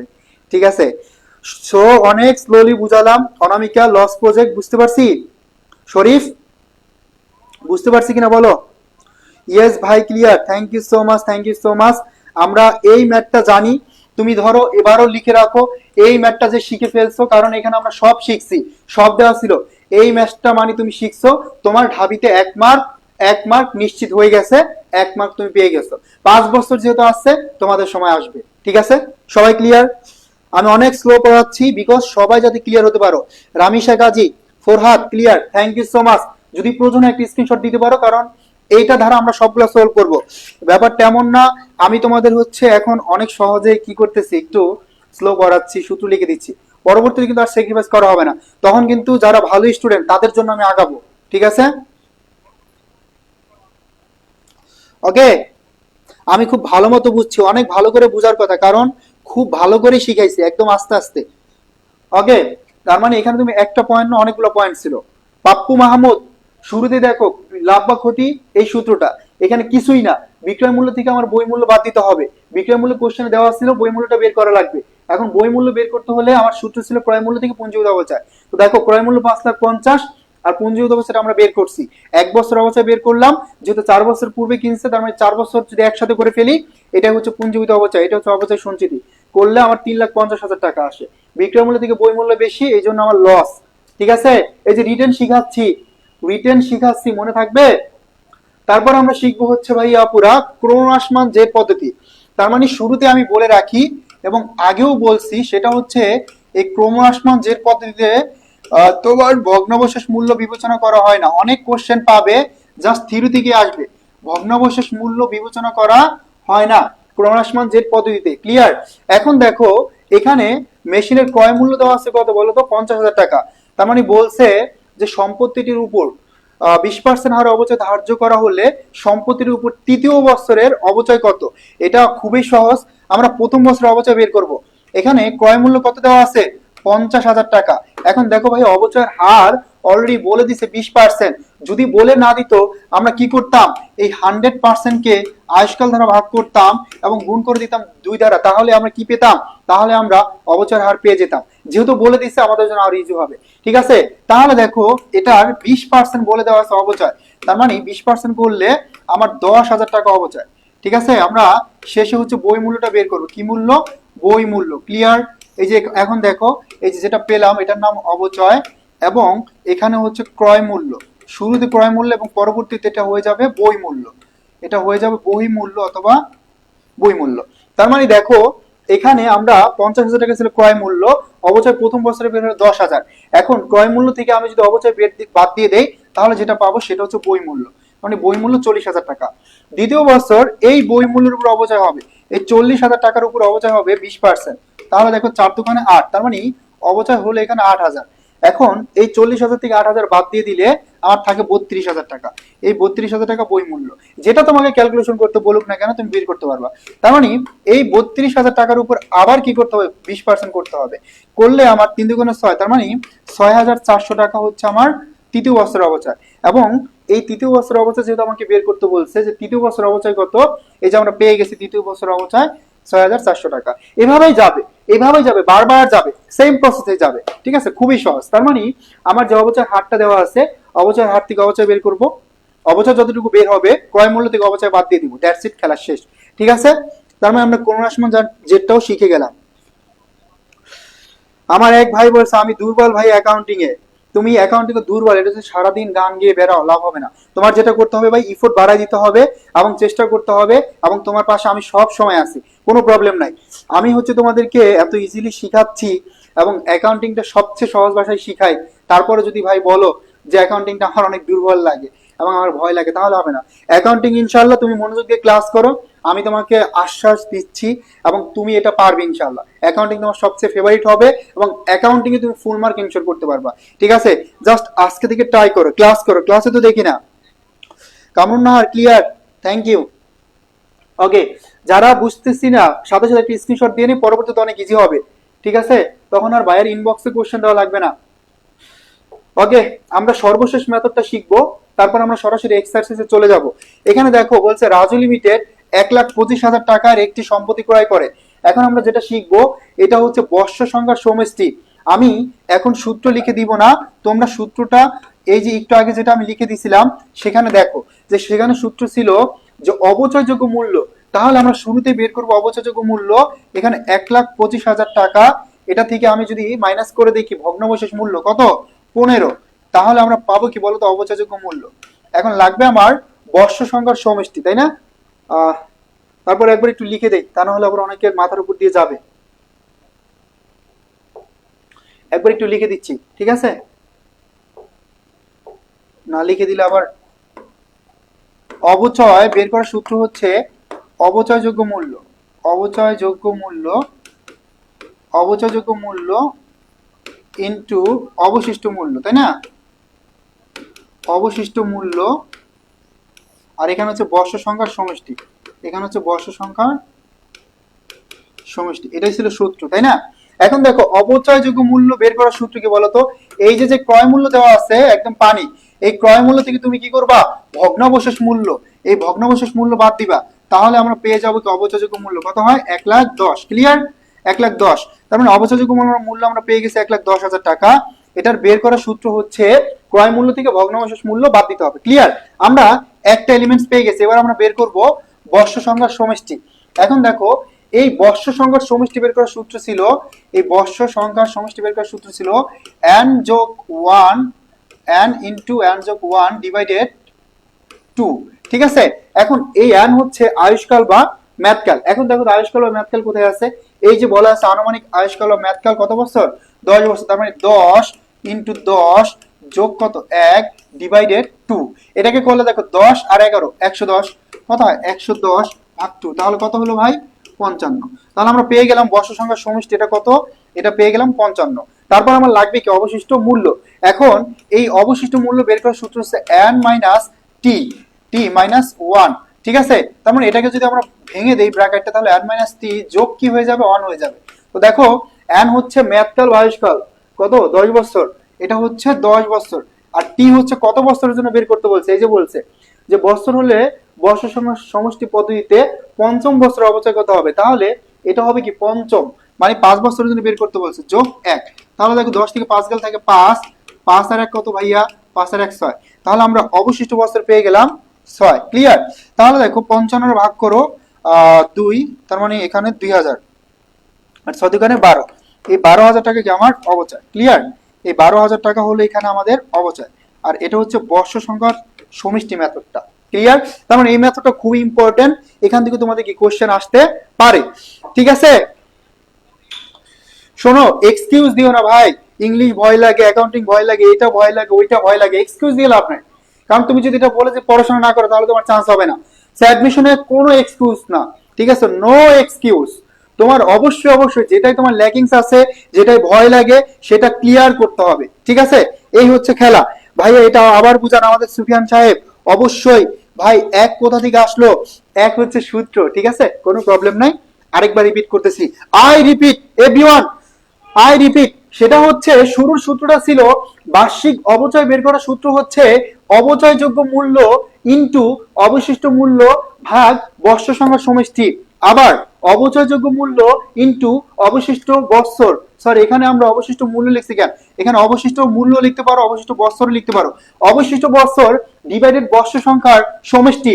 তার মানে শুরুতে আমরা বের করব অবচয়যোগ্য মূল্যটা। দেখো অবচয়যোগ্য মূল্য কিভাবে বের করে, এই যে ক্রয় মূল্য আছে 1,25,000, এই ক্রয় মূল্য থেকে আমি যদি ভগ্নাবশেষ মূল্য বাদ দিয়ে দেই তাহলে যেটা পাবো সেটার নামই হচ্ছে অবচয়যোগ্য মূল্য। এটা তো শুরুতেই পড়ছো তাই না, যে ক্রয় মূল্য থেকে ভগ্নাবশেষ মূল্য বাদ দিলে তাহলে আমরা পাবো অবচয়যোগ্য মূল্য, পেয়ে গেলাম 1,10,000। তারপর আমার লাগবে কি বর্ষ সংখ্যার সমষ্টি। এই বর্ষ সংখ্যার সমষ্টির সূত্র হচ্ছে n ইন্টু n যোগ 1, n ইন্টু n যোগ 1 ডিভাইডেড 2। n হচ্ছে মেয়াদকাল বা আয়ুষ্কাল। এখন মেয়াদকাল কত, 10 বছর, তার মানে 10 ইন্টু 10 যোগ 1, 10 আর 1 কত, 11, 11 10 দ্বারা গুণ করো, 10 11 110, এই 110 কে 2 দ্বারা ভাগ করলে কত হয়, 55। তার মানে আমরা আরেকটা পেয়ে গেছি বর্ষ সংখ্যার সমষ্টিটা, কত, 55। এবার লাগবে আমার অবশিষ্ট বৎসরটা। ঠিক আছে, আমান খেয়াল করি ভাই, অবশিষ্ট বৎসরের সূত্র হচ্ছে n মাইনাস টি মাইনাস 1। এটাই সবাই ঝামেলা করে এবং এটা মনে রাখতে পারে না। এই যে দুইটা সূত্র, তো এই জন্য এখানে দুইটা সূত্র না, সূত্র মেনটা মনে রাখবা। মেনটা হচ্ছে n minus bracket t minus 1। এখন ব্র্যাকেট আছে এখানে, ব্র্যাকেট যদি থাকে তাহলে কি করতে হবে, যদি আমি ব্র্যাকেট উঠাই দেই তাহলে দেখো n মাইনাস টি, এই মাইনাস আর মাইনাস কি হবে, প্লাস। তার মানে n মাইনাস টি প্লাস 1। n হচ্ছে কি বছরের মেয়াদকাল বা আয়ুষ্কাল, কত, 10 বছর। আর টি হচ্ছে কত বছরের জন্য বের করতে বলছে, এই যে পঞ্চম বছর। তাহলে 10 মাইনাস 5 যোগ 1, 10 থেকে 5 গেল থেকে 5, 5 এর 1 কত, 6, পেয়ে গেলাম 6। এখন জাস্ট বাচ্চাদের মতো কাটাকাটি করবা, করছো না, 4 এ 3 তে ঐকিক নিয়ম করছো না, এভাবে কাটাকাটি করবা। 55 দ্বারা ভাগ করলে 55 দুগুণ 110, 3টা শূন্য, 6 দুগুণে 12, 12,000 টাকা। একদম সহজ, কঠিন কোথায়? প্রথম দেখছো এই জন্য মনে হচ্ছে একটু কঠিন, বাট খুবই সহজ, একবার দুবার ট্রাই করলে হয়ে যাবে। ঠিক আছে, আর যারা চলে যাচ্ছি তাদের জন্য আর পরবর্তী ক্লাসে দেখি না।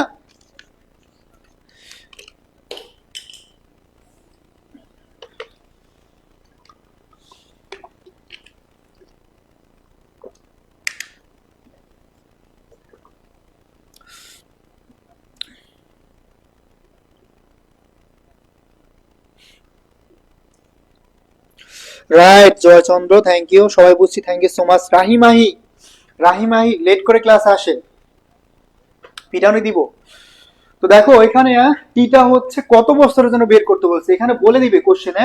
ধরো এখানে দুইটা জিনিস, একটা হচ্ছে এনটা হচ্ছে দেখো এখানে আনুমানিক আয়ুষ্কাল 10 বছর, তার মানে আনুমানিক আয়ুষ্কাল 10 বছর, এটা হচ্ছে এন হলে বর্ষ সংখ্যার সমষ্টি পদ্ধতিতে পঞ্চম বছরের অবচয় কত। তার মানে পঞ্চম বছরের অবচয় বের করতে বলছে। এখন এই পঞ্চম বছর, সপ্তম বছর, ষষ্ঠ বছর, এটা হচ্ছে টি এর মান। ম্যাথকাল বা আয়ুষ্কালটা হচ্ছে এন, আর কত বছরের জন্য বের করতে বলছে এটা টি। সবাই ক্লিয়ার, পানির মতো ক্লিয়ার কিনা বলো? অনামিকা ক্লিয়ার? ওকে ক্লিয়ার ভাইয়া, থ্যাংক ইউ, থ্যাংক ইউ।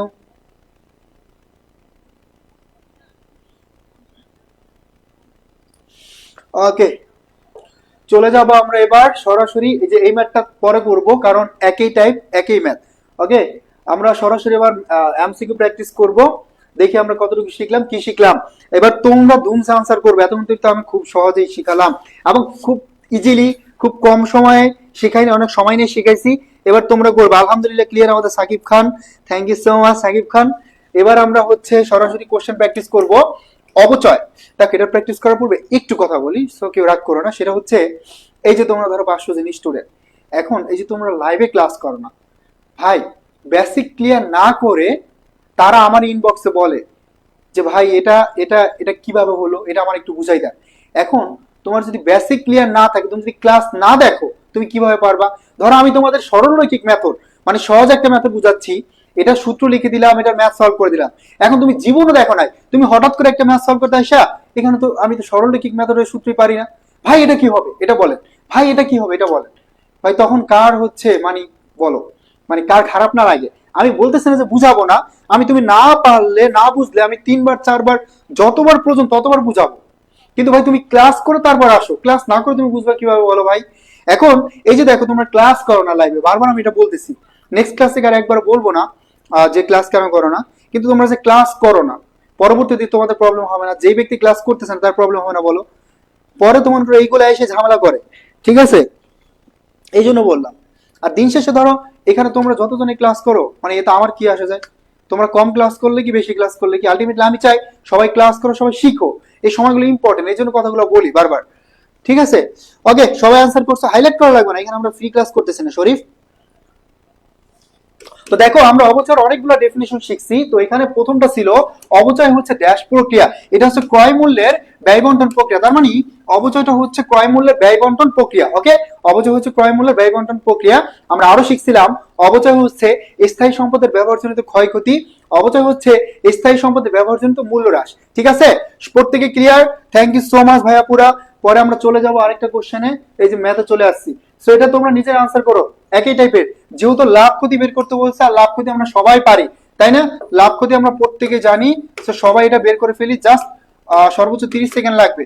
এটা সূত্রটা আবারও লিখতেছি এবার, নেক্সট আর লেখা লাগবে না। বিক্রয় মূল্যকে তুমি কি করবা, বই মূল্য ঠিক বিয়োগ করে দিবা, ঠিক আছে? তো এখানে দেখো, এখানে বিক্রয় মূল্য দেওয়া আছে কত, আজ যদি এটা 2,50,000 টাকায় বিক্রি করা হয়, তার মানে এখানে কত টাকা দেওয়া আছে বিক্রয় মূল্য, 2,50,000। এখান থেকে বই মূল্য বাদ দিবা, এবং এই কোশ্চেনটা দেখো সুন্দর করে বলে দেওয়া আছে বই মূল্য ধরা হয় 2,75,000 টাকা। তার মানে এই কোশ্চেনটা একটু ভালো করে খেয়াল করো, এই কোশ্চেনটা কিন্তু খুব কম সময়ে তুমি আনসার করতে পারবা।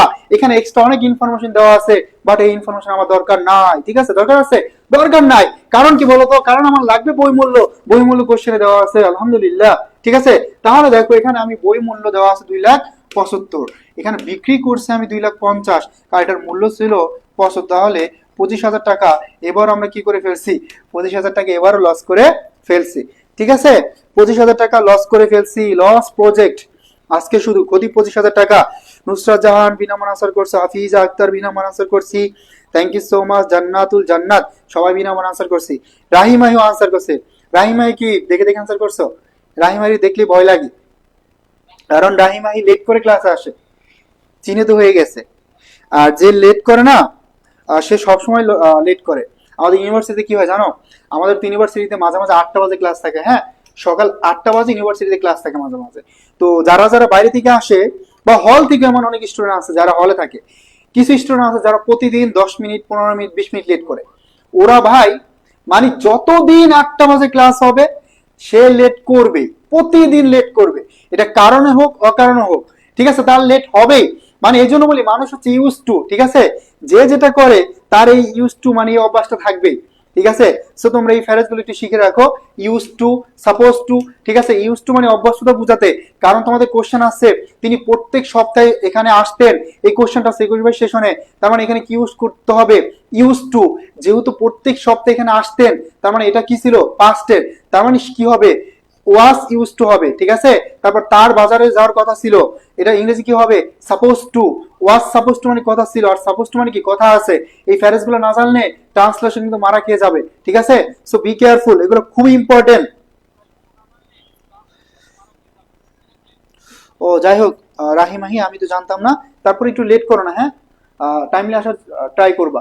ওকে, তারপর আমরা যে কোশ্চেনটা দেখবো 23-24 সেশনে আসছে।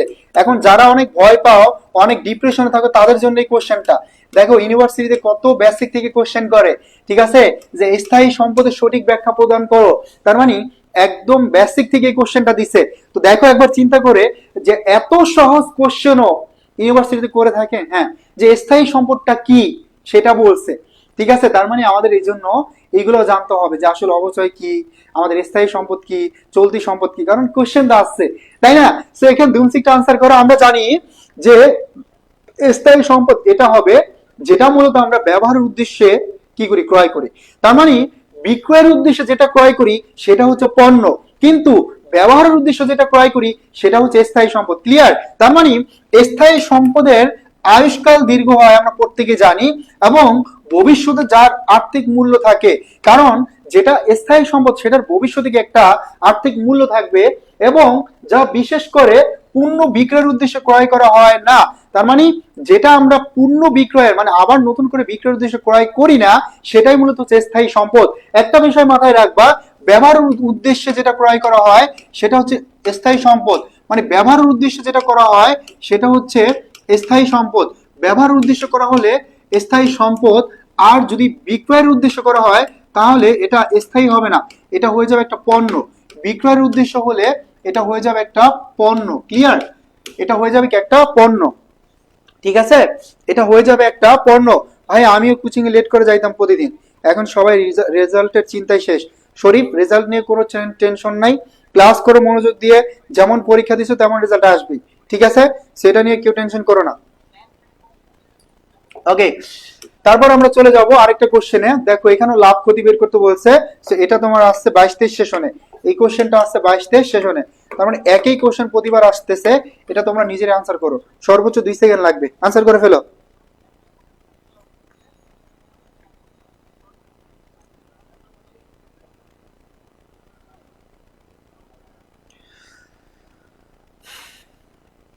তুমি যদি রেজাল্টের টেনশনে থেকে আহ, এখন মনে করো তোমার ঢাকা বিশ্ববিদ্যালয়কে হারাও, বা হচ্ছে তুমি যদি মনে করো পরীক্ষা ভালো না করতে পারো, তো এটা হচ্ছে আলটিমেটলি কি বলো তো, তোমার লাভ হবে না লস হবে? এখন যেটা পরীক্ষা দিয়ে ফেলছে এটা নিয়ে কেন টেনশনে থাকবে? আমি বারবার বুঝাচ্ছি যে ভাই এটা সর্বোচ্চ তোমার কি, এটা হচ্ছে এই যা SSC result, HSC result, admission, এখানেই লাগবে 20 মার্ক, বেশি না 20 মার্ক। পরে আর কেউ তোমার জিজ্ঞেস করবে না যে ভাই তোমার এইচএসসি তে রেজাল্ট কত, এসএসসি তে রেজাল্ট কত, আর এটা কাজেও লাগবে না। সেটা টেনশন বাদ দাও, যা পরীক্ষা দিছো ওরকম রেজাল্ট হবেই, ঠিক আছে। অনামিকা, রাহিমাহি, সবাই বি নম্বর আনসার করছো। তার মানে এটা আর হচ্ছে আমি বুঝালাম না, কারণ সবাই ভালোই পারতেছি, অনলা করে বেশি বলে ফেল করছি।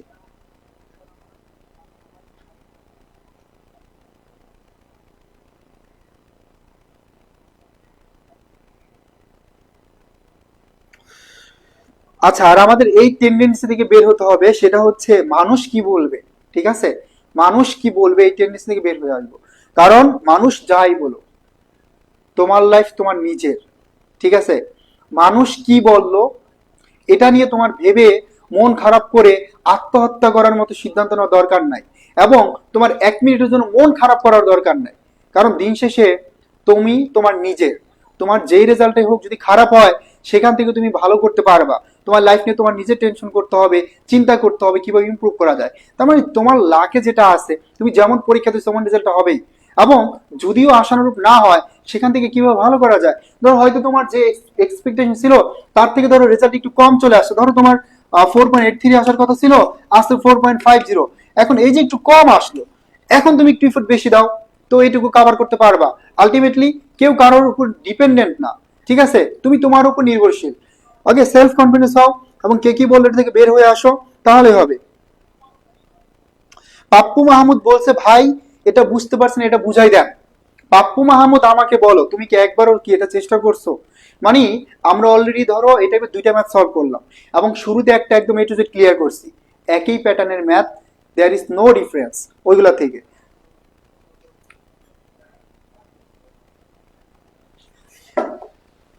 ওকে, উত্তর দেওয়া থাকলে দেখবা কেন, অ্যাডমিশন টাইমে এগুলো দেখা যাবে না, ঠিক আছে। তার মানে আমরা লাভ ক্ষতি বের করতে যাচ্ছি এখানে আমাদের দেওয়া আছে, এখানে দেওয়া আছে 30,000 টাকা বিক্রি করছে।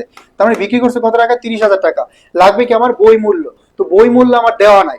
তো আমাদের শুরুতে আমরা কি করব বলতো, শুরুতে আমরা এখানে অবচয় বের করব। 1 লাখ টাকা দেওয়া আছে ক্রয় মূল্য, এখান থেকে দেখো, এখান থেকে ভগ্নাবশেষ মূল্য আছে 5,000 টাকা, বাদ দিয়ে দিলাম 5,000 টাকা। এবং আয়ুষ্কাল কত আছে বলতো, আয়ুষ্কাল আছে 5 বছর। তাহলে এই যে এখানে আসে কত, 95,000 টাকা। এই 95 ভাগ 5, অবচয় আসলে কত, 19,000। এই যে 19,000 টাকা, এটার নাম হচ্ছে অবচয়। ক্লিয়ার? এই যে 19,000 টাকা, এটা হচ্ছে অবচয়। ওকে পাপ্পু, খেয়াল করো ভাই, এটা হচ্ছে অবচয়। তার মানে এই অবচয়টা হচ্ছে 1 বছরের, ঠিক আছে? এই অবচয়টা হচ্ছে 1 বছরের পাপ্পু। তারপর দেখো 4 বছর পূর্বে ক্রয় করছে, তাহলে আমার লাগবে হচ্ছে পুঞ্জীবিত অবচয়। 1 বছরের অবচয় আছে 19,000 টাকা, এই 1 বছরের অবচয় আছে 19,000, তাহলে 4 বছরের কত আসে ভাইয়া? 76,000 টাকা। তো দেখো, এবার আমরা বই মূল্যটা কিন্তু বের করতে পারবো। বই মূল্য সূত্র কি ছিল? বই মূল্য ছিল ক্রয় মূল্য থেকে, এই ক্রয় মূল্য থেকে তোমার কি করতে হবে, পুঞ্জীবিত অবচয় বাদ দেওয়া লাগবে। তো দেখো, এখানে ক্রয় মূল্য দেওয়া আছে কত, 1 লাখ। ক্রয় মূল্য কত আছে? 1 লাখ, ঠিক আছে? আর পুঞ্জীবিত অবচয় আমরা কত বের করলাম? পুঞ্জীবিত অবচয় বের করলাম কত, 76। তার মানে 1 লাখ থেকে যদি আমি 76 বাদ দিয়ে দেই, তাহলে 24,000 টাকা। এই 24,000 টাকা আসে আমার কি বলতো, বই মূল্য। ওকে পাপ্পু, 24,000 টাকা কি আসে, বই মূল্য। ঠিক আছে? তো দেখো, এখানে বিক্রয় মূল্য ছিল 30, আর বই মূল্য কত, 24। তাহলে এবার আলটিমেটলি আমাদের লাভ হয়ে গেছে কত টাকা, এই 6,000 টাকা। 30 থেকে 24 বাদ দিলে 6,000 টাকা। বিক্রয় মূল্য থেকে যেহেতু হচ্ছে বই মূল্য, এখানে কি আছে, বই মূল্য কম আছে। তার মানে আমার মেশিনের মূল্য ছিল ভাই 24, আমি বিক্রি করছি কত, 30, তাহলে 6,000 টাকা কি আমার লাভ। ঠিক আছে, বুঝতে পারছি?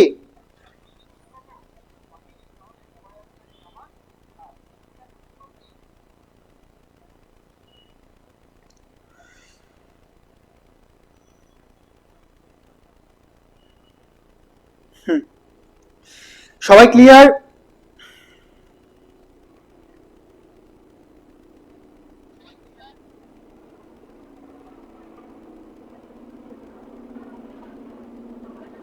জি স্যার, বুঝতে পারছি, থ্যাংক ইউ সো মাচ। নামাজ কয়টায়, নামাজ কয়টা থেকে শুরু হবে তোমাদের ওখানে?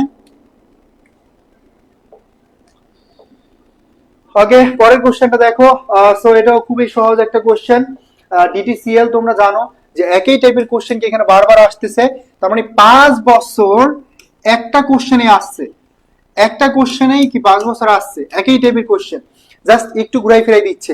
তার মানে এই কোশ্চেন গুলো অবশ্যই অবশ্যই আমরা যদি বেসিকটা ক্লিয়ার করে ফেলি, তাহলে ইজিলি সলভ করা যায়, এবং সবাই পারতেছি, তাই না? সো এটাও সেম, এখানে তোমার লাভ ক্ষতি বের করতে হবে। তাহলে দেখো, এখানে আজ যদি এটি 2,50,000 টাকা বিক্রি করা হয়, তাহলে বিক্রয় মূল্য কত, 2,50,000। এবার আমার লাগবে কি বলতো, বই মূল্য। বই মূল্য কি দেওয়া আছে? দেওয়া নাই। আমার ক্রয় মূল্য আছে কত, 5 লাখ। এই ক্রয় মূল্য আছে 5 লাখ। এই ক্রয় মূল্য থেকে যদি পুঞ্জীবিত অবস্থায় বাদ দিয়ে দেই, এবার পুঞ্জীবিত অবস্থায় দেওয়া আছে, তো দেখো এবার হচ্ছে পুঞ্জীবিত অবস্থায় দেওয়া আছে কত, 2,25,000। তাহলে এই যে 2,75,000 টাকা, এই 2,75,000 টাকাই হচ্ছে কি তোমার বলতো, বই মূল্য। এখন আমার বিক্রয় মূল্য ছিল 2,25,000, সরি 2,50,000 টাকা, 2,50,000 টাকা, এবং 2,75,000 টাকা হলো তোমার বই মূল্য। তাহলে এই যে 25,000 টাকা, এই 25,000 টাকা হলো তোমার ক্ষতি। ক্লিয়ার? এই 25,000 টাকা কি ক্ষতি হয়ে গেছে? সবাই ক্লিয়ার কিনা দেখো তো। তারপর আমরা ভিডিওতে দিব, মিনিমাম দুইটা আসতে পারে। আমাদের দুইটা আসতে পারে। ঠিক আছে, আমরা একটু বিরতি দিব, যেহেতু আমি ক্লাসে শেষ করে দিতাম। তারপর এই টপিকটা খুব ইম্পর্টেন্ট, এবং এই টপিকের অনেক বেশি কোশ্চেন এক্সারসাইজ করা লাগবে। সেই জন্য নামাজের পর আরো অ্যাটলিস্ট আমরা 20 বা 25টা কোশ্চেন এক্সারসাইজ করব। তা না হলে আগেই হচ্ছে আমি তোমাদের হচ্ছে শেষ করে দিলাম ক্লাস। কিন্তু তারপর আমি চাই যে না, প্রত্যেকেই হচ্ছে প্রত্যেকটা কোশ্চেন খুব ভালো করে শিখো, পারো। দিন শেষে ভাই যেটা দরকার সেটা আমরা ভালো করে শিখি। ঠিক আছে? আজকে সব লস, লস হোক, লস করতে করতে আমরা লাভ করব, লাভ, লস ছাড়া লাভ হয় না। কারণ আমরা ভুল করতে করতে শিখবো, এবং ভুল না করলে শিখতে পারবো না। তো বলো, আমাদের হচ্ছে মেনলি এখানে নামাজ মেবি 15তে হয়, তাই না? তাহলে আমরা 10 মিনিট বিরতি দিলাম, 25-এ ক্লাস শুরু হবে। হ্যাঁ, 25-এ ক্লাস শুরু হবে, 10 মিনিট বিরতি।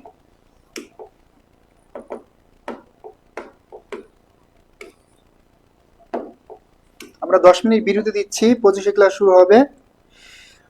4টা 30-এ নামাজ শুরু, নামাজ এখন পড়ে রাখো। এক একজন এক একটা বললে ভাই, এমনিতে কিন্তু মানে কি বলবো, যে এখন কিন্তু এমনিতেই অনেক মেজাজ গরম হচ্ছে, কেন জানো? এতক্ষণ চিল্লাচ্ছ নামাজের জন্য বিরতি দেন, আবার এখন বলো যে 30-এ 15-তে নামাজ। নামাজ পড়ে ফেলো, নামাজ পড়ে ফেলো, 25-এ ক্লাস শুরু হবে, ঠিক আছে?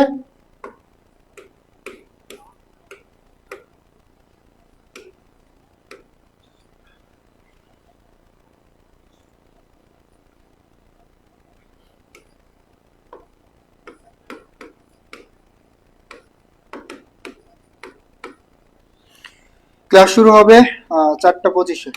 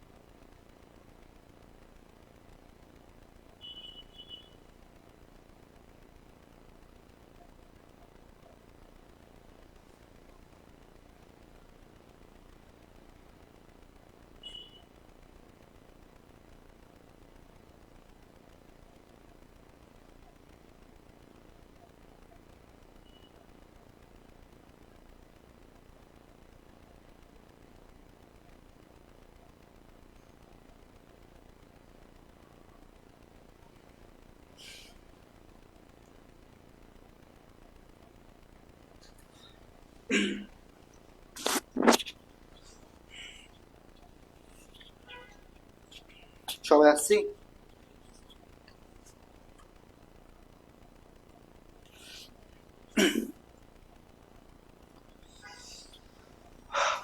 জন না। সো আমরা হচ্ছে স্টুডেন্ট আর দেখবো না, ঠিক আছে? যারা যারা ক্লাস করো তাদেরকে নিয়ে ক্লাস করবো আমরা, কারণ স্টুডেন্ট দেখলে আমার অনেক কেন জানি হতাশ, আমি হতাশ হয়ে যাই, ঠিক আছে? খারাপ লাগে। ওকে, তাহলে আমরা হচ্ছে কোশ্চেন এক্সারসাইজ করব। দেখো বেসিক ক্লিয়ার করে রেখে দিলাম, কিন্তু হচ্ছে প্র্যাকটিস করলাম না, তাহলে আলটিমেটলি দেখবা যে ওই যে বেসিক ক্লিয়ার করলাম, মুখস্থ করলাম, ওটার রেজাল্ট আসবে না, ঠিক আছে? এই জন্য অবশ্যই অবশ্যই যেটা করতে হবে সেটা হচ্ছে প্রচুর পরিমাণে কোশ্চেন এক্সারসাইজ করতে হবে। ওকে, ফেসবুক লাইভ দিয়ে কমেন্ট করা যায় না কেন? শাওন ফরাজি, সো কমেন্ট অবশ্যই করা যায়। সো সবাই একটু দ্রুত জয়েন করো, আর যারা যারা মানে স্বেচ্ছায় জয়েন করবে তারা জয়েন করো, আর যাদের দরকার নেই তাদের করা লাগবে না। ওকে ওকে, তো আমরা যেহেতু বেসিক ক্লিয়ার করছি, এখন হচ্ছে কোশ্চেনগুলো এক্সারসাইজ করবো, তাই না? আর এটাই সবচেয়ে ইম্পর্টেন্ট। দেখো, অবচয়ের কোন পদ্ধতিতে প্রথম বছরের অবচয় সবচেয়ে কম দেখানো হয়? তার মানে সবচেয়ে কম দেখাবে কোন মেথডে? তো আমরা এখানে যে মেথডগুলো শিখলাম, যে সরল রৈখিক মেথডে প্রতি বছর কি হবে ভাই? প্রতি বছর সমান হবে, তাই না? এটাই প্রতি বছর কি হবে? সমান হবে। সরল রৈখিক মেথডে প্রতি বছর কি হয়? সমান হয়, এটা আমরা জানি, তাই তো, যে সমান হয়। আর অন্যান্য যত মেথড আছে, ধরো প্রথম বছর অবচয় বেশি থাকে, আস্তে আস্তে কমে যায়। ক্লিয়ার? আস্তে আস্তে কি করে? কমে যায়। এখন শুধুমাত্র সরল রৈখিক মেথডে প্রতি বছর অবচয় সমান থাকে, অন্যান্য ক্রমহ্রাসমান উৎপাদনের একক যে, তারপর বছর সংখ্যার সমষ্টি, প্রত্যেকটা মেথডে প্রথম বছর বেশি থাকে, যেটা আস্তে আস্তে কি করে কমে। এখন তুমি আমাকে বলো তো ভাইয়া পুরা, এই যে ম্যাথটা এখানে কোশ্চেনটা চাইছে যে প্রথম বছর অবশ্যই কম দেখাবে কোনটায়। অন্যান্য যত মেথড আছে প্রথম বছর অবশ্যই সবচেয়ে বেশি দেখানো হয়, সবচেয়ে বেশি দেখানো হয় প্রথম বছর। আর সরলরেখে কি করা হয়, সমান দেখানো হয়। এখন কোশ্চেন যদি আমরা দুইটা কম্পেয়ার করি, তাহলে আমরা বুঝতে পারবো যে প্রথম বছর অবশ্যই কম দেখানো সরল রৈখিক মেথডে, কারণ এটা তো সমান দেখায় আর বাকিগুলো তো বেশি দেখায়। ঠিক আছে, সো কোশ্চেনটা দেখো, তোমাদের অ্যাডমিশন টাইমে এরকম কিছু কোশ্চেন দিবে যেটা তোমাকে অবশ্যই তুমি ডিরেক্টলি আনসার পাবে না, তোমাকে অবশ্যই ভেবে চিনতে বুঝে তারপর আনসারটা করা লাগবে। ওকে, এখন যেই মহান পণ্ডিতরা মনে করেন যে না আমরা নিজেরাই বস, তারা হচ্ছে ধরাগুলা খাবে। ভুল শুনে ভুল আনসার দিয়েছিলাম। ওকে, এখন ক্লিয়ার কিনা কামুন্নাহার, ক্লিয়ার কিনা দেখো। সেখানে একটা উক্তি আছে ছোট্ট একটা, সবাই আসার আগে একটু দেখি। সো এটা কালেক্টেড, এটা আমার না, সো ভেবে নিয়ে যে রাকিব ভাই বলছে, সেটা একটু বই আমরা। হ্যাঁ, তো দেখো, প্রাচ্যের অক্সফোর্ড হলো ঢাকা বিশ্ববিদ্যালয়। শুধু একটিবার চান্স পাও, তারপর শুধু চিল ঢাকা বিশ্ববিদ্যালয়ে চান্স পেলে। বন্ধু বান্ধবীদেরকে নিয়ে টিএসসিতে আড্ডা, ডাকসুতে 10 টাকার 1 কাপ চা, চপ, সমুচা এবং সিঙ্গারা, আলুর চপ খাবে 10 টাকার প্যাকেজ মাত্র। প্রেম চত্বরে প্রেম, বটতলায় আড্ডা, সবুজ চত্বরে গল্প, মধুর ক্যান্টিনে রাজনীতি, ফুলার রোডে গ্যাং নিয়ে আড্ডা, রাতের নিশাচরে, আর বড় ভাইয়া আপুদের টিট খেতে খেতে 4 থেকে 5টি বছর কই গেল, 4 থেকে 5টা বছর চোখের পলকে চলে যাবে। ক্লাসে আছে এসি, ফ্রি ওয়াইফাই সহ আরো কত কি। চাইলে গেম খেলতে পারবে, আবার গানও শুনতে পারবে, কেউ কিছুই বলবে না, একদম স্বাধীন তুমি এখানে। জাস্ট ওয়াও, এটাই ভার্সিটি লাইফ।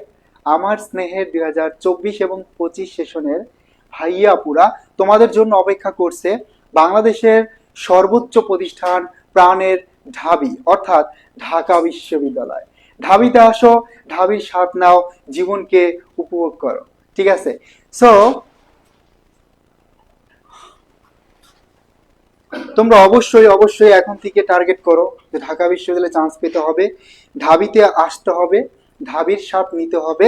এবং এই যে তোমার বড় ভাইয়া আপুরা যেই বিষয়গুলা, যেই জিনিসগুলা উপভোগ করতেছে, সেটা যাতে তোমরাও পারো, তোমরাও যাতে তোমাদের স্বপ্নগুলো পূরণ করতে পারো দেশের সর্বোচ্চ বিদ্যাপীঠ ঢাকা বিশ্ববিদ্যালয় থেকে। ঠিক আছে, তো যারা যারা মন থেকে চাও তাদের অবশ্যই স্বপ্নগুলো পূরণ হবে। বাট যদি রেসপন্স না করো, হিসাব বিজ্ঞানের মতো ক্লাস যদি না করো, তাহলে অবশ্যই এখানে চান্স পাওয়া যাবে না। ইংরেজি ক্লাস যদি না করো, এই জন্য অ্যাক্টিভ থাকতে হবে শেষ পর্যন্ত। ঠিক আছে, ইমোশনাল হয়ে গেলাম, আমাদের রাজা আহমেদ ইমোশনাল হয়ে গেছে। ঠিক আছে, গুড। বাকি যারা আছে ইনশাল্লাহ আমাদের সুফিয়ান সাহেব, সুফিয়ানও একটা কমেন্ট দেখলাম আমি একটু আগে। তো তোমাদের কমেন্টগুলো দেখি, আমি সুযোগ হলে তোমাদের মেসেজগুলো দেখি, কমেন্টগুলো দেখি, কোনো প্রবলেম দিলে সেটাও সলভ করে দেওয়ার ট্রাই করি। সো সুফিয়ান বললো যে আমি অসুস্থ, সে অসুস্থ হয়েও ক্লাস করতেছে। সেই স্যাক্রিফাইসগুলো অবশ্যই কিছুটা হলো কাজে দিবে এবং এটা রেজাল্টও পাবে। ঠিক আছে, আর যারা হচ্ছে এই যে অবহেলায় হেলায় খেলায় দিন কাটাচ্ছি, তারা কি মনে করো তোমাদের স্বপ্নগুলো এমনিতেই পূরণ হয়ে যাবে? হবে না। ঠিক আছে, সো এই জন্য লেগে থাকতে হবে। ওকে, আমিও হোয়াটসঅ্যাপ হয়ে গেলাম, একজন ইমোশনাল হয়ে গেছে, আরেকজন হোয়াটসঅ্যাপ হয়ে গেছে। ইন্টারেস্টিং। ইমোয়াস, গুড। আমরা তাহলে আবার পড়াশোনায় যাই। তারপরে কোশ্চেনটা দেখো, সো এখানে বলছে কোন খরচটির জন্য নগদ অর্থ ব্যয় হয় না। তার মানে ভাই আপুরা, এই যে না না না, এই যে না, এটা খুব ভালো করে খেয়াল করবা। এটা যদি খেয়াল না করো তাহলে ধরাটা খেয়ে যাবে। পরীক্ষায় কিন্তু সব কোশ্চেন ডিরেক্টলি আনসার কখনোই তুমি পাবে না, কারণ এখানে তোমাকে হচ্ছে সাইকোলজিক্যাল একটা টেস্ট, এই টাইপের কোশ্চেন দিবে যাতে তুমি পরীক্ষার হলে ভুল করে আসো। এই জন্য কোশ্চেনটা দেখতে হবে যে এখানে শেষে না আছে কিনা, এখানে হ্যাঁ আছে কিনা, অ্যাটলিস্ট 5টা অপশন পড়ে তারপর তোমার আনসার করতে হবে। তাহলে দেখো বলছে কোন খরচটার জন্য নগদ অর্থ ব্যয় হবে না। বেতনের জন্য নগদ অর্থ ব্যয় হবে, ভাড়ার জন্য ব্যয় হবে, অগ্রপতন্ত বীমার জন্য ব্যয় হবে, বিক্রয়ের জন্য ব্যয় হবে, বাট অবচয়ের জন্য কি নগদ অর্থ ব্যয় হবে না। কারণ দেখো, অবচয়ের যদি আমরা জাবেদা করি, অবচয় ব্যয় বা খরচ হিসাব হয়ে যাচ্ছে তোমার ডেবিট, এবং এবং কি বলতো, এবং হচ্ছে পুঞ্জীবিত অবচয় হিসাব, এই পুঞ্জীবিত অবচয় হিসাব হয়ে যাবে কি বলতো, এই পুঞ্জীবিত অবচয় হিসাব হয়ে যাবে ক্রেডিট। ঠিক আছে, এখানে কি নগদের ছোঁয়া আছে? এখানে কি নগদের ছোঁয়া আছে বলতো? এখানে কি নগদের ছোঁয়া আছে? নাই। তাহলে অবশ্যই অবশ্যই এটা তোমার বুঝতে হবে, বুঝে তারপর আনসার করতে হবে। ঠিক আছে, Sumaiya Kabir Maisha, thank you so much যারা যারা আনসার করতে পারছি, আর যারা না করতে পারছি তারা নোটগুলো করে ফেলবো। তারপরে চলে আসো 10 নাম্বারটা, পুঞ্জীবিত অবচয় যন্ত্রপাতি। এটা কি বলতো? আমরা সবাই জানি যে এই যে পুঞ্জীবিত অবচয়, এই পুঞ্জীবিত অবচয় এটার আরেকটা নাম হচ্ছে অবচয় সঞ্চিতি। এটার আরেকটা নাম কি বলতো? এটার আরেকটা নাম হচ্ছে অবচিত সঞ্চিতি। তার মানে এইটা হচ্ছে মূলত একটা বিপরীত সম্পদ। তার মানে শুধু কি বিপরীত সম্পদ শিখলে হবে না, এই বিপরীত সম্পদ প্রতি সম্পদ, বা এটার আরেকটা নাম হচ্ছে কন্ট্রা সম্পদ। তার মানে বিপরীত সম্পদ, প্রতি সম্পদ, কন্ট্রা সম্পদ, এটা হচ্ছে মূলত একটা পুঞ্জীবিত অবচয়।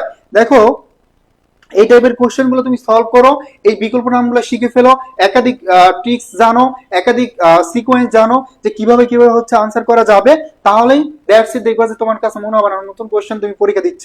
ঠিক আছে, আর যারা মনে করতেছো আমরা নিজেরাই বস, ক্লাস করা লাগবে না, তারা 100% দেখবা যে ধরাটা খাবে। ঠিক আছে, ওকে। তো তারপর আমরা চলে যাব আরেকটা কোশ্চেনে। এখানে বলছে বার্ষিক অবচয়ের হার কত টাকা। তো দেখো এই কোশ্চেনটা বড়, বাট এটা কিন্তু খুবই কম সময় তুমি আনসার করতে পারবে, কারণ ক্রমহ্রাসমান যে পদ্ধতিতে বার্ষিক অবচয়ের হার, আমরা প্রত্যেকে জানি যে 100%কে আয়ুষ্কাল দ্বারা ভাগ করলে আমরা কি পাবো? অবচয়ের হার পাবো। এখন মেথডটা যখন হয়ে যাবে ক্রমহ্রাসমান, মেথডটা হয়ে যাবে যখন দ্বৈতজের, তখন এটাকে কি করতে হবে? 2 দ্বারা গুণ করতে হবে। তাহলে 100% আয়ুষ্কাল কত আছে দেখো তো, আয়ুষ্কাল কত আছে এখানে? 4 বছরের জন্য ব্যবহার করছে।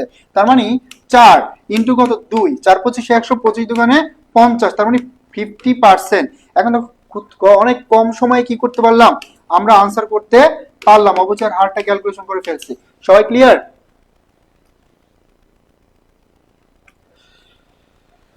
সবাই ক্লিয়ার কিনা? অনামিকা, এতক্ষণ আমি 8 নাম্বার দেখছি, চলে আসছে আমরা 11তে, তুমি এখন দেখছো 8 নাম্বারটা।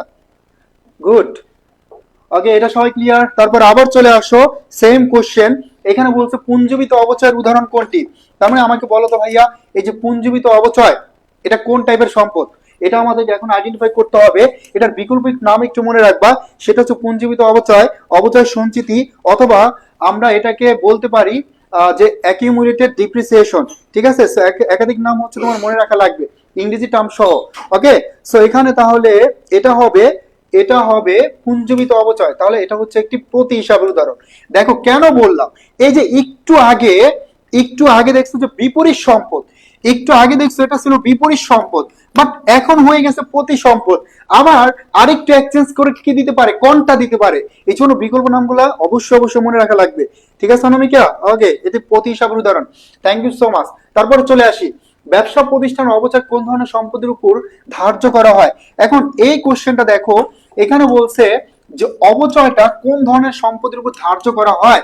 আমরা জানি যে অবচয় ধার্য করা স্থায়ী সম্পদের উপর, আর স্থায়ী সম্পদ সবাই চিনি যে স্থায়ী সম্পদ হতে পারে দালান কোঠা, স্থায়ী সম্পদ হতে পারে যন্ত্রপাতি, তাই না? এটা হতে পারে যন্ত্রপাতি, এটা হতে পারে মেশিন। বাট মনে রাখবো ভূমির উপর কিন্তু অবচয় ধার্য করা হয় না, এটা যাতে মাথায় থাকে। ক্লিয়ার? এখন দেখো এটা, আর অস্পর্শনীয় সম্পদের উপর যেটা ধার্য করা হয় সেটাকে বলা হয় অবলোপন, তাই না? এটাকে বলা হয় কি বলতো? অবলোপন। তারপরে আমাদের প্রাকৃতিক সম্পদের উপর যেটা ধার্য করা হয় সেটা হচ্ছে নিঃশেষকরণ, অথবা অথবা শূন্যীকরণ। ক্লিয়ার? এই যে পয়েন্টগুলো ধরে ধরে যদি শেখাচ্ছি, এগুলো যদি নোট করে ফেলো, দ্যাটস ইট, আর কিছুই তোমার লাগবে না। ওকে,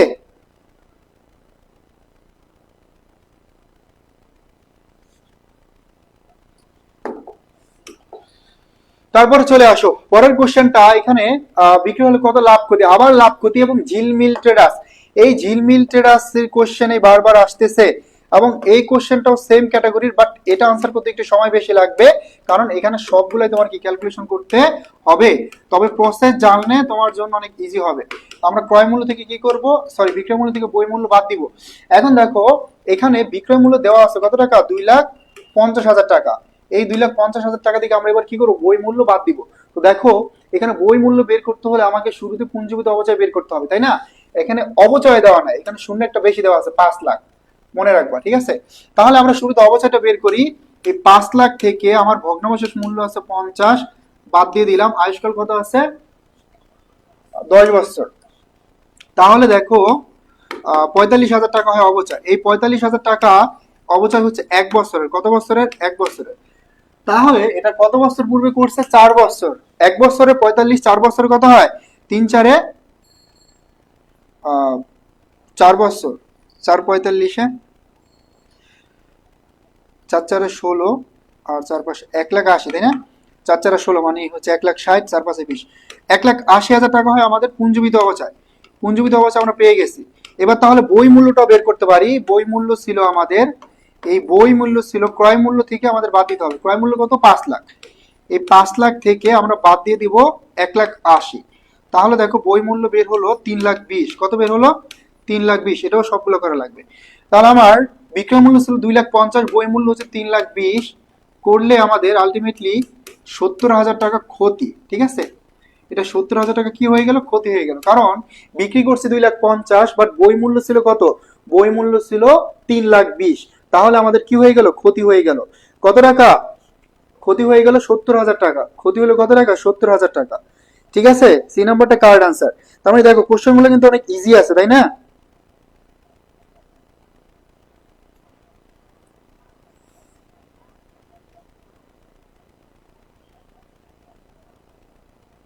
সবাই ক্লিয়ার?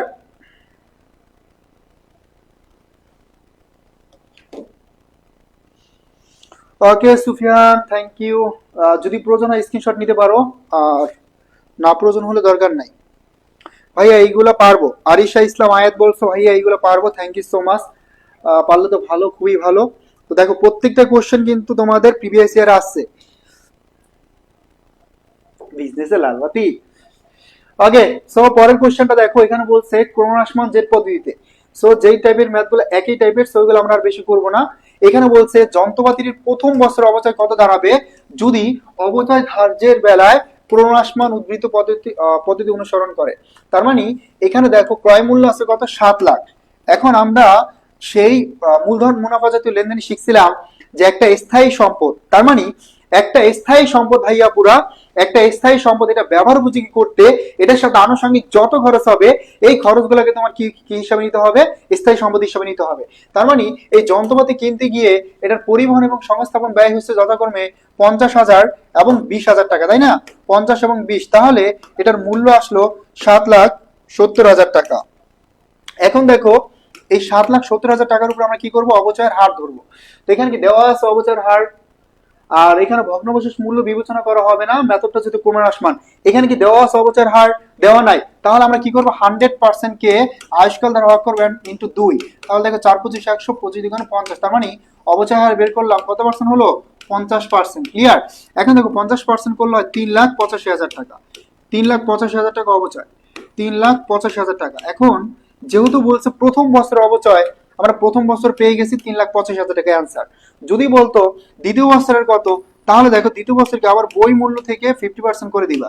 এটা যদি 50% করতা তাহলে 1,42,500। ঠিক আছে, এভাবে এভাবে করবো এই প্রসেসে যেটা শিখাইছি। তার মানে প্রথম বছর 3,85,000, যদি দ্বিতীয় বছর বলতো তাহলে 1,42,500 টাকা। ক্লিয়ার? এটা হচ্ছে ক্রমহ্রাসমান মেথডটা। এটা হচ্ছে কি ক্রমহ্রাসমান মেথড। ঠিক আছে, এটা হচ্ছে ক্রমহ্রাসমান method. Okay, thank you so much যারা যারা রেসপন্স করতেছি। আর যারা ঘুমাচ্ছি তারা ঘুমাই সুন্দর করে। পরের কোশ্চেনটা দেখো, এটা অবচয় থেকে সমন্বয় দাখিলা থেকে আসছে।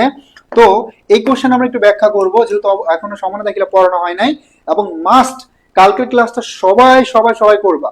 এই টপিকটা যেমন ইম্পর্টেন্ট, সমন্বয় দাখিলা আরো বেশি ইম্পর্টেন্ট। এবং সমন্বয় দাখিলা থেকে 2টা কোশ্চেন আসার পসিবিলিটি আছে, 23-24 সেশনে 2টা আসছে।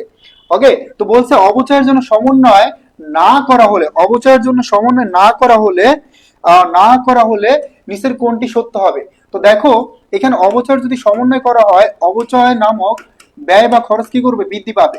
আর পুঞ্জীবিত অবচয় কি করবে? পুঞ্জীবিত অবচয় নামক সম্পদ কি করবে? হ্রাস পাবে, তাই না? সম্পদ হচ্ছে হ্রাস পাবে। এখন দেখো ভালো করে, এখানে যদি আমরা সমন্বয় দাখিলা করতেছি তাহলে এখানে ব্যয় বাড়তেছে, ব্যয় বৃদ্ধি পাবে এবং সম্পদ হ্রাস পাবে, তাই না? সম্পদ কি করবে? হ্রাস পাবে।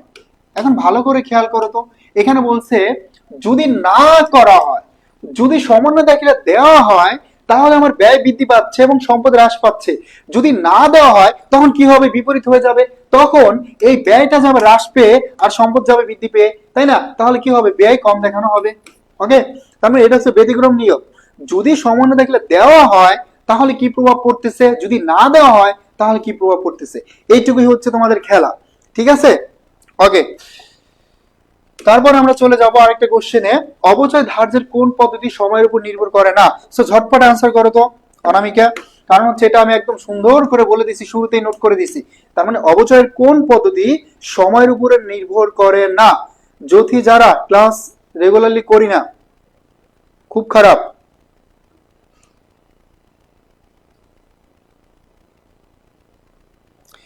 বলো, অবচয়ের কোন পদ্ধতি সময়ের উপর নির্ভর করে না? এটা খুবই সহজ একটা কোশ্চেন, কারণ হচ্ছে এটা আমরা শুরুতেই আলোচনা করছি যে সময়কে, ম্যাপকে বিবেচনা করা হয় না কোনটায়, বলো তো?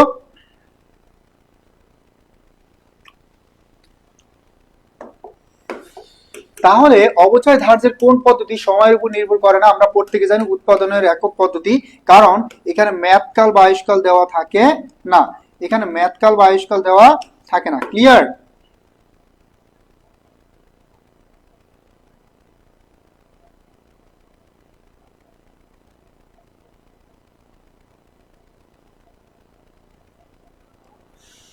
হুম, আরিশ আয়াত হচ্ছে 3 নাম্বার।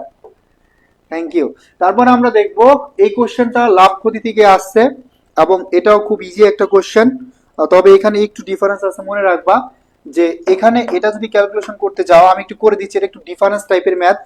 তো সবাই এগুলো পারো আমি জানি, এবং তোমরা পারো দেখে আমি হচ্ছে তারপরও মাঝে মাঝে দু একটা কোশ্চেন যেখানে প্রবলেম বেশি হয় সেটা সলভ করে দিই, তাই না? সো এটা একই টাইপের কোশ্চেন বাট একটু ডিফারেন্স, আর এই জন্য এই ম্যাথটা আমি একটু করে দিব তোমাদেরকে। আর যদি পারো তাহলে তো আলহামদুলিল্লাহ। ওকে, এখানে দেখো বিক্রয় মূল্য কত আছে, এখানে বিক্রয় করছে কত, 22,000 টাকা। মেশিন বিক্রি করছে কত টাকায়, 22,000 টাকা। তাহলে আমি লিখে ফেললাম 22,000 টাকা। ক্লিয়ার? এখন লাগবে কি, বই মূল্য। তো বই মূল্য আমরা সবাই জানি যে বই মূল্য বের করতে হলে ক্রয় মূল্য থেকে আমাদের কি করতে হবে বলো তো? ক্রয় মূল্য থেকে পুঞ্জীভূত অবচয় বাদ দিতে হবে। এখন দেখো এই মেশিনটায় একদম শুরুতেই পুঞ্জীভূত অবচয়, এই যে 1 তারিখে পুঞ্জীভূত অবচয়ের জের দেওয়া আছে 35,000 টাকা। ঠিক আছে, তার মানে পুঞ্জীভূত অবচয়ের জের দেওয়া আছে। আবার এখানে আমার 60,000 টাকার একটা মেশিন আছে, তার মানে এই 60,000 টাকা মেশিনে আবার নতুন করে অবচয় বের করতে হবে। এখানে আনুমানিক ভগ্নাবশেষ মূল্য আছে 10,000, তাহলে এখান থেকে 10,000 আমি মাইনাস করলাম, আর ম্যাথকাল আছে 5 বছর আর 5 বছর। এখন দেখো এখানে হয় 50,000 এবং 5 দ্বারা ভাগ করলে 10,000 টাকা অবচয়, তার মানে অবচয় হলো 10,000 টাকা। খেয়াল করো ভালো করে। তো এখানে বলছে 2002 সালের 1 জুলাই যদি মাসে এই যন্ত্রপাতি বিক্রি করে দেয়, তার মানে 1 জানুয়ারি থেকে 1 জুলাই কয় মাস, 6 মাস। সে মেশিন ব্যবহার করছে কয় মাস, 6 মাস। এখানে আমরা অবচয় বের করছি 1 বছরের 10,000, তাহলে যেহেতু ব্যবহার করছে 6 মাস, আমার অবচয় আসবে কি 6 মাসের, 6 মাসের কত এলো, 5,000। তার মানে 5,000 টাকা অবচয়। এখন অবচয় শুরুতে ছিল কত, পুঞ্জীবিত অবচয় শুরুতে ছিল 35,000, তার মানে শুরুতে আমার অবচয় ছিল, আমরা একটু এখানে লিখি, এই শুরুতে ছিল 35,000, নতুন করে অবচয় হলো 5,000। তাহলে দেখো ভাইয়া পুঞ্জীবিত অবচয় হবে কত বলতো, 40,000। তাহলে আমরা পুঞ্জীবিত অবচয় টোটাল কত পেলাম, 40। তো বই মূল্য বের করলে আমাদের ক্রয় মূল্য কত ছিল, 60। ক্রয় মূল্য ছিল 60, আর আমরা পুঞ্জীবিত অবচয় কত পেলাম, টোটাল 40। তাহলে 60 থেকে 40 বাদ দিলে এই যে 20,000 টাকা, এটা হচ্ছে আমাদের বই মূল্য। ক্লিয়ার? এটা হচ্ছে আমাদের বই মূল্য।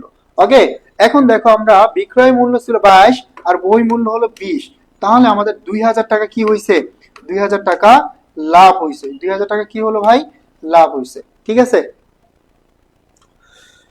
2,000 টাকা তাহলে কি হয়েছে, লাভ হয়েছে। সবাই ক্লিয়ার, বুঝতে পারছি?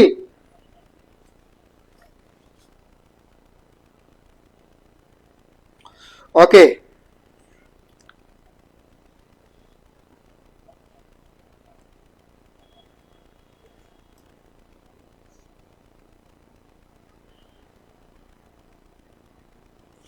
বিক্রয় মূল্য যদি বেশি হয় তাহলে কি ক্ষতি হবে? হ্যাঁ, এই বিক্রয় মূল্য যদি বেশি হয় তাহলে কি ক্ষতি হবে? সুমিয়া, বর্ষা, বুসরা, সুমিয়া বুসরা বলো যে বিক্রয় মূল্য যদি বেশি হয় বই মূল্য থেকে তাহলে কি ক্ষতি হবে? আমি তো জানতাম লাভ হবে। কি বলো তোমরা, কি বলো? আবার সুমিয়া বুসরা লাগছে, ওহ ক্ষতি। সো আবেগে আনসার করো না, যদি প্রয়োজন হয় একটা স্ক্রিনশট দিয়ে নাও, খুবই ইম্পর্টেন্ট। ওকে, খুব বেশি ইম্পর্টেন্ট কিন্তু এটা।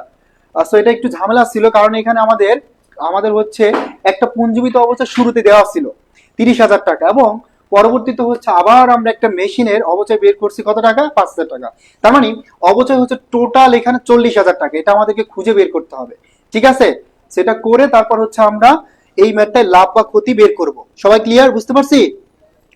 অবশেষে লাভের মুখ দেখা গেল। হ্যাঁ, আমরা আর কত লস করবো, লাভ তো করবোই, তাই না? ওকে, সো আমরা আরেকটা কোশ্চেন দেখবো। সো এটা একটু বড় টাইপের কোশ্চেন, বাট এটা মেথড কিন্তু আরেকটা, এটা হচ্ছে ক্রমহ্রাসমান মেথড। একটু আগে আমরা ক্রমহ্রাসমান মেথডে আরেকটা কোশ্চেন সলভ করছি, সেম টাইপের আমরা আরেকটা কোশ্চেন নিজেরা সলভ করবো। এবার দেখি পারি কিনা, প্রত্যেকে একটু ট্রাই করি তো, দেখি পারি কিনা। সবাই এই ম্যাথটা তোমরা নিজেরা ট্রাই করো, দেখো পারো কিনা। কারণ হচ্ছে আমরা প্রিভিয়াস এই কোশ্চেনটার আগের কোশ্চেনটাই তোমার ক্রমহ্রাসমান মেথড ছিল। ওকে, সেটা আমরা একটু দেখবো পারি কিনা, প্রত্যেকে একটু ট্রাই করি তো। তারপর হচ্ছে আমরা একসাথে সলভ করব, কোনো প্যারা নাই। সো এই মেথডটা হচ্ছে ক্রমহ্রাসমান, এবং এই মেথডে আমরা এবার 2 বছরের বা দ্বিতীয় বছরের অবচয় ক্যালকুলেশন করতে যাব। ঠিক আছে,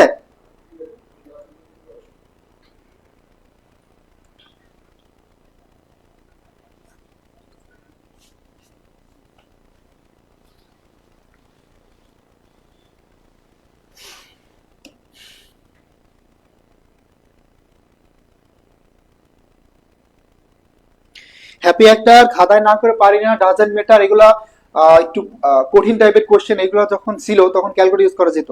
ঠিক আছে, বাট তুমি ট্রাই করতে করতে আস্তে আস্তে বস হয়ে যাবে, আমি বললাম। ঠিক আছে, সমস্যা নাই। আমি যেহেতু পারতেছি, আমিও তোমার মতো স্টুডেন্ট ছিলাম ওয়ান্স আপন এ টাইম, তার মানে আমি এখন পারতেছি, তুমিও পারবা, কোনো প্রবলেম নাই, সহজ আছে, চেষ্টা করো। ওকে, তাহলে আমরা আরেকটা কোশ্চেন দেখবো এখন। এটা দ্বিতীয় বছরের অবস্থায় যাইছে। তার মানে দেখো, শুরুতে ক্রয় মূল্য 50,000 টাকা, পরিবহন আছে 50, সরি 5 লাখের সাথে পরিবহন খরচ 50, সংস্থাপন ব্যয়, তার মানে 5,70,000 টাকা আমার টোটাল ক্রয় মূল্য।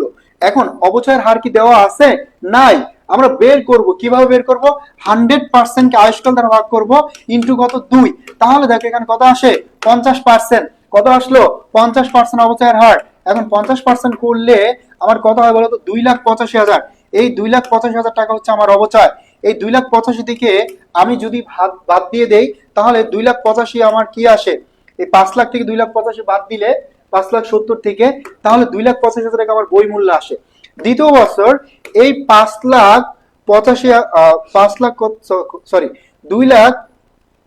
2,85,000, এটা থেকে আবার আমি দ্বিতীয় বছর কি করবো? 50% বের করব। করলে আমার হয় 1,42,500, তাই না? 1,42,500। ওকে, তাহলে এটা হচ্ছে মেইনলি আমার এই 1,42,500, এটা হচ্ছে দ্বিতীয় বছরের অবচয় বের করতে বলছে, আমরা পেয়ে গেছি। আমাকে যদি আরো বলে তাহলে আমরা আরো যাবো, আরো যাবো, আরো যাবো। ঠিক আছে, কোনো প্রবলেম নাই। ওকে, সো বুঝতে পারছি, থ্যাংক ইউ সো মাচ। তারপর আমরা এই কোশ্চেনটাই লাস্ট, এটার মাধ্যমে আমরা কমপ্লিট করব আজকের ক্লাস, এবং বাকিগুলো তোমরা নিজেরা করে ফেলবা। আমি হচ্ছে অলরেডি পিডিএফ আপলোড করে দিছি, সেখান থেকে দেখে নিবা। ওকে, সেই কোশ্চেনটা দেখো, এখানে বলছে বার্ষিক অবচয়ের হার কত। একদম শুরুতে শিখাইছিলাম যে বার্ষিক অবচয়ের হার হচ্ছে দুইটা, একটা হচ্ছে 100% আয়ুষ্কাল দ্বারা ভাগ করবা, কিন্তু এখানে দেখো কোন আয়ুষ্কাল কি দেওয়া আছে? এই দেওয়া আছে, কোন আয়ুষ্কাল এখানে দেওয়া নাই। দেওয়া আছে? নাই। তাহলে আমরা এবার বের করে ফেলবো যে বার্ষিক অবচয়ের সূত্রটা হচ্ছে আমাদের বার্ষিক অবচয়ের হার, সরি বার্ষিক অবচয়ের হার বের করার সূত্র হচ্ছে বার্ষিক অবচয় এটাকে আমরা ভাগ করে দিব অবচয়যোগ্য মূল্য দ্বারা। কি ধারা? অবচয়যোগ্য মূল্য ধারা। ক্লিয়ার? অবচয়যোগ্য মূল্য ধারা ইনটু ভাইয়া 100। ওকে, তাহলে দেখো এখানে দেওয়া আছে সরলরৈখিক পদ্ধতিতে মাসিক 1,000 টাকা। তার মানে এখানে মাসিক অবচয় দেওয়া আছে 1,000 এক মাসে, 12 মাসে হবে কত টাকা? 12 মাসে হবে 12,000 টাকা। তাহলে আমরা বার্ষিক অবচয় পেয়ে গেলাম 12,000 টাকা। ক্লিয়ার? এখন দেখো লাগবে কি? অবচয়যোগ্য মূল্য। কি লাগবে? অবচয়যোগ্য মূল্য দেওয়া আছে? নাই। তাহলে কি করতে হবে? বের করতে হবে। এখানে ক্রয় মূল্য দেওয়া আছে 60,000 এবং ভগ্নাবশেষ মূল্য দেওয়া আছে 12,000। তার মানে ক্রয় মূল্য থেকে ভগ্নাবশেষ মূল্য যদি আমি বাদ দিয়ে দেই, এই যে 48,000 টাকা, এই 48,000 টাকার নাম হচ্ছে অবচয়যোগ্য মূল্য। এটার নাম হচ্ছে অবচয়যোগ্য মূল্য। ক্লিয়ার? তার মানে দেখো 12 একে 12, 4 12 48, 4 25 কত? 100। তার মানে এই যে 25%, এটাই হচ্ছে অবচয়ের হার। ওকে, এই দুইটা মেথডে তোমরা অবচয়ের হার ক্যালকুলেশন করবে। ক্লিয়ার? সবাই ক্লিয়ার?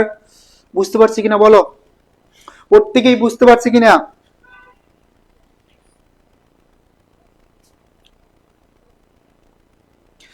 ওকে, আমাদের সুফিয়ান সাহেব ডি নাম্বার আনসার করছো, ডি নাম্বার আগে 25%, অনামিকা আনসার করছো, সুমাইয়া কবির, মাইশা আনসার করছো। সবাই বুঝতে পারছে কিনা এটাই মেন। ওকে, সো আমরা হচ্ছে এখানে শেষ করবো আজকে। এখানে 38টার মতো কোশ্চেন দেওয়া আছে এবং আনসারও দেওয়া আছে, তোমরা নিজেরা প্র্যাকটিস করবা। তোমরা জানো practice makes a man perfect. Obviously তুমি যা বেসিক ক্লিয়ার করছো, প্রত্যেকটা টাইপের ম্যাথ আমি 2টা 3টা 4টা করে শিখালাম। এবার তোমার পালা, তুমি নিজে প্র্যাকটিস করবা, ইনশাল্লাহ দেখবা যে প্র্যাকটিস করো তখন এই টপিকে তুমি বস হয়ে যাবে। ওকে, সো সবাই সবাই ক্লিয়ার আশা করি। Thank you so much. Math করতে সময় লাগছে রাজু বলতেছো, হ্যাঁ ভাই ফার্স্ট টাইম সময় লাগবেই, বাট তুমি যখন প্র্যাকটিস করতে করতে ইউজ টু হয়ে যাবে তখন আর সময় লাগবে না। এবার আমিও ফার্স্ট টাইম কিন্তু অনেক সময় লাগছে, একটা একটা করে সংখ্যা যোগ করছি, বিয়োগ করছি, গুণ করছি, ভাগ করছি, তারপর আনসার পাইছি। বাট চেষ্টা করতে করতে আস্তে আস্তে কি হয়েছে, আস্তে আস্তে এখন খুব সহজে হচ্ছে পারতেছি। তুমিও পারবা, কোনো প্রবলেম নাই, জাস্ট চেষ্টা করো এবং প্র্যাকটিস করো বেশি বেশি। মেগা আলহামদুলিল্লাহ clear, thank you so much. So কেমন লাগলো ক্লাসটি? শেষ হয়ে গেল আমাদের অবচয়ের খুবই গুরুত্বপূর্ণ একটি টপিক, সব ম্যাথ। সো ম্যাথ দেখে আমরা ভয় পাই, বাট ম্যাথে কোনো ভয় নাই, কারণ আমরা এমন সহজভাবে শেখাবো এবং তুমি নিজে নিজে প্র্যাকটিস করলে দেখবে যে ম্যাথের ভয় সব দূর হয়ে যাবে। এবং কালকে আমাদের আরো ভয়ঙ্কর একটি টপিক থাকবে এবং সেই টপিকটার নাম হচ্ছে সমন্বয় দাখিলা। জীবনে অনেকে অনেক ভাবে শিখাইছে, বাট আমি শেখাবো, তুমি বুঝবা যে এত শর্টকাট টেকনিক কি পসিবল। হ্যাঁ, সেটাও পসিবল এবং কনফিডেন্টলি আনসার করতে পারবা ইনশাআল্লাহ। ঠিক আছে, তামিম মোল্লা, রাহিমাহি, রাহিমাহি হচ্ছে লেট করে আসে, এই জন্য রাহিমাহির নাম বেশি বলি, তাই না রাহিমাহি? আলহামদুলিল্লাহ। হাফিজা বলতো ভাইয়া পিডিএফ তো দেখি না, পিডিএফ তো মেবি আপলোড দেওয়া হয় না। এই যে আমি ক্লাস শেষ করে এখন দিয়ে দিবই, যেখানে ল্যাপটপ আছে দিয়ে দেবো, সবকিছু তৈরি করা আছে, পিডিএফ করা আছে, জাস্ট 1 সেকেন্ড লাগবে। আলহামদুলিল্লাহ অনেক ভালো হয়েছে, থ্যাংক ইউ সো মাচ। ভালোই লাগছে স্যার, ক্লাসটা আবারও করব, আবারও করো, সমস্যা নাই। যতক্ষণ পর্যন্ত বেসিক ক্লিয়ার না হবে চেষ্টা করতে থাকবা, ঠিক আছে? বা ক্লাসও দেখতে পারো।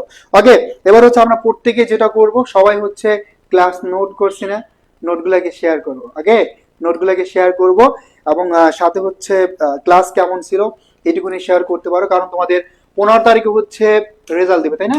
15 তারিখে হচ্ছে রেজাল্ট দিবে। সো আমাদের রেজাল্টের পরে আমাদের আরেকটা ব্যাচ আসবে, তোমাদের তো অলরেডি 50% মতো শেষ, সেটা হচ্ছে আইসিও আইসিও ব্যাচ 2.0। ঠিক আছে, 2.0 নামক আরেকটা ব্যাচ আসবে এবং সেটা আমরা রেজাল্ট পর, মানে রেজাল্ট 15 তারিখে দিবে, তারপর থেকে ভর্তি নেওয়া শুরু করব, হয়তো ক্লাস শুরু করব 1 মাস বা 15 দিন পর। ওকে, সো একদম অনেস্ট রিভিউ, তোমাদের কেমন লাগছে এই বিষয়গুলো শেয়ার করবা, যে আমাদের অ্যাকাউন্টিং ক্লাসগুলো কেমন হয়।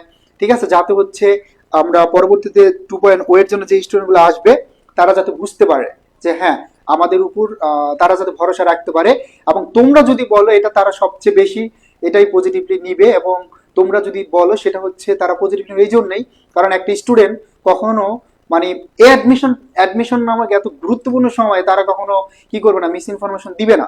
ঠিক আছে, সেই জন্য অবশ্যই অবশ্যই নিজেরা শেয়ার করবা, আর পাশাপাশি যেটা সত্যি সেটাই তোমরা শেয়ার করলে অবশ্যই তোমাদের যেই ব্যাচমেটরা আছে, ভাইয়াপুর তোমাদের বন্ধু বান্ধব আছে, এরা অবশ্যই ভরসা করে ভর্তি হতে পারবে। ঠিক আছে, নিজেরা প্র্যাকটিস করো এবং বলবো যেটা বারবার বলি, পড়াশোনার সাথে থাকো, পড়াশোনার সাথে থাকো, সাকসেস আসবেই। ঠিক আছে, থ্যাংক ইউ সো মাচ যারা ধৈর্য সহকারে ক্লাসটি করছো। অ্যাডমিশন টাইম অবশ্যই ধৈর্য দরকার, যেহেতু ম্যাথ করছো অবশ্যই একটু বেশি ধৈর্য নিয়ে ক্লাস করতে হবে। ঠিক আছে, আল্লাহ হাফেজ ভাইয়া, পুরো ভালো থাকি সবাই। নামিশা জাহান, থ্যাংক ইউ সো মাচ।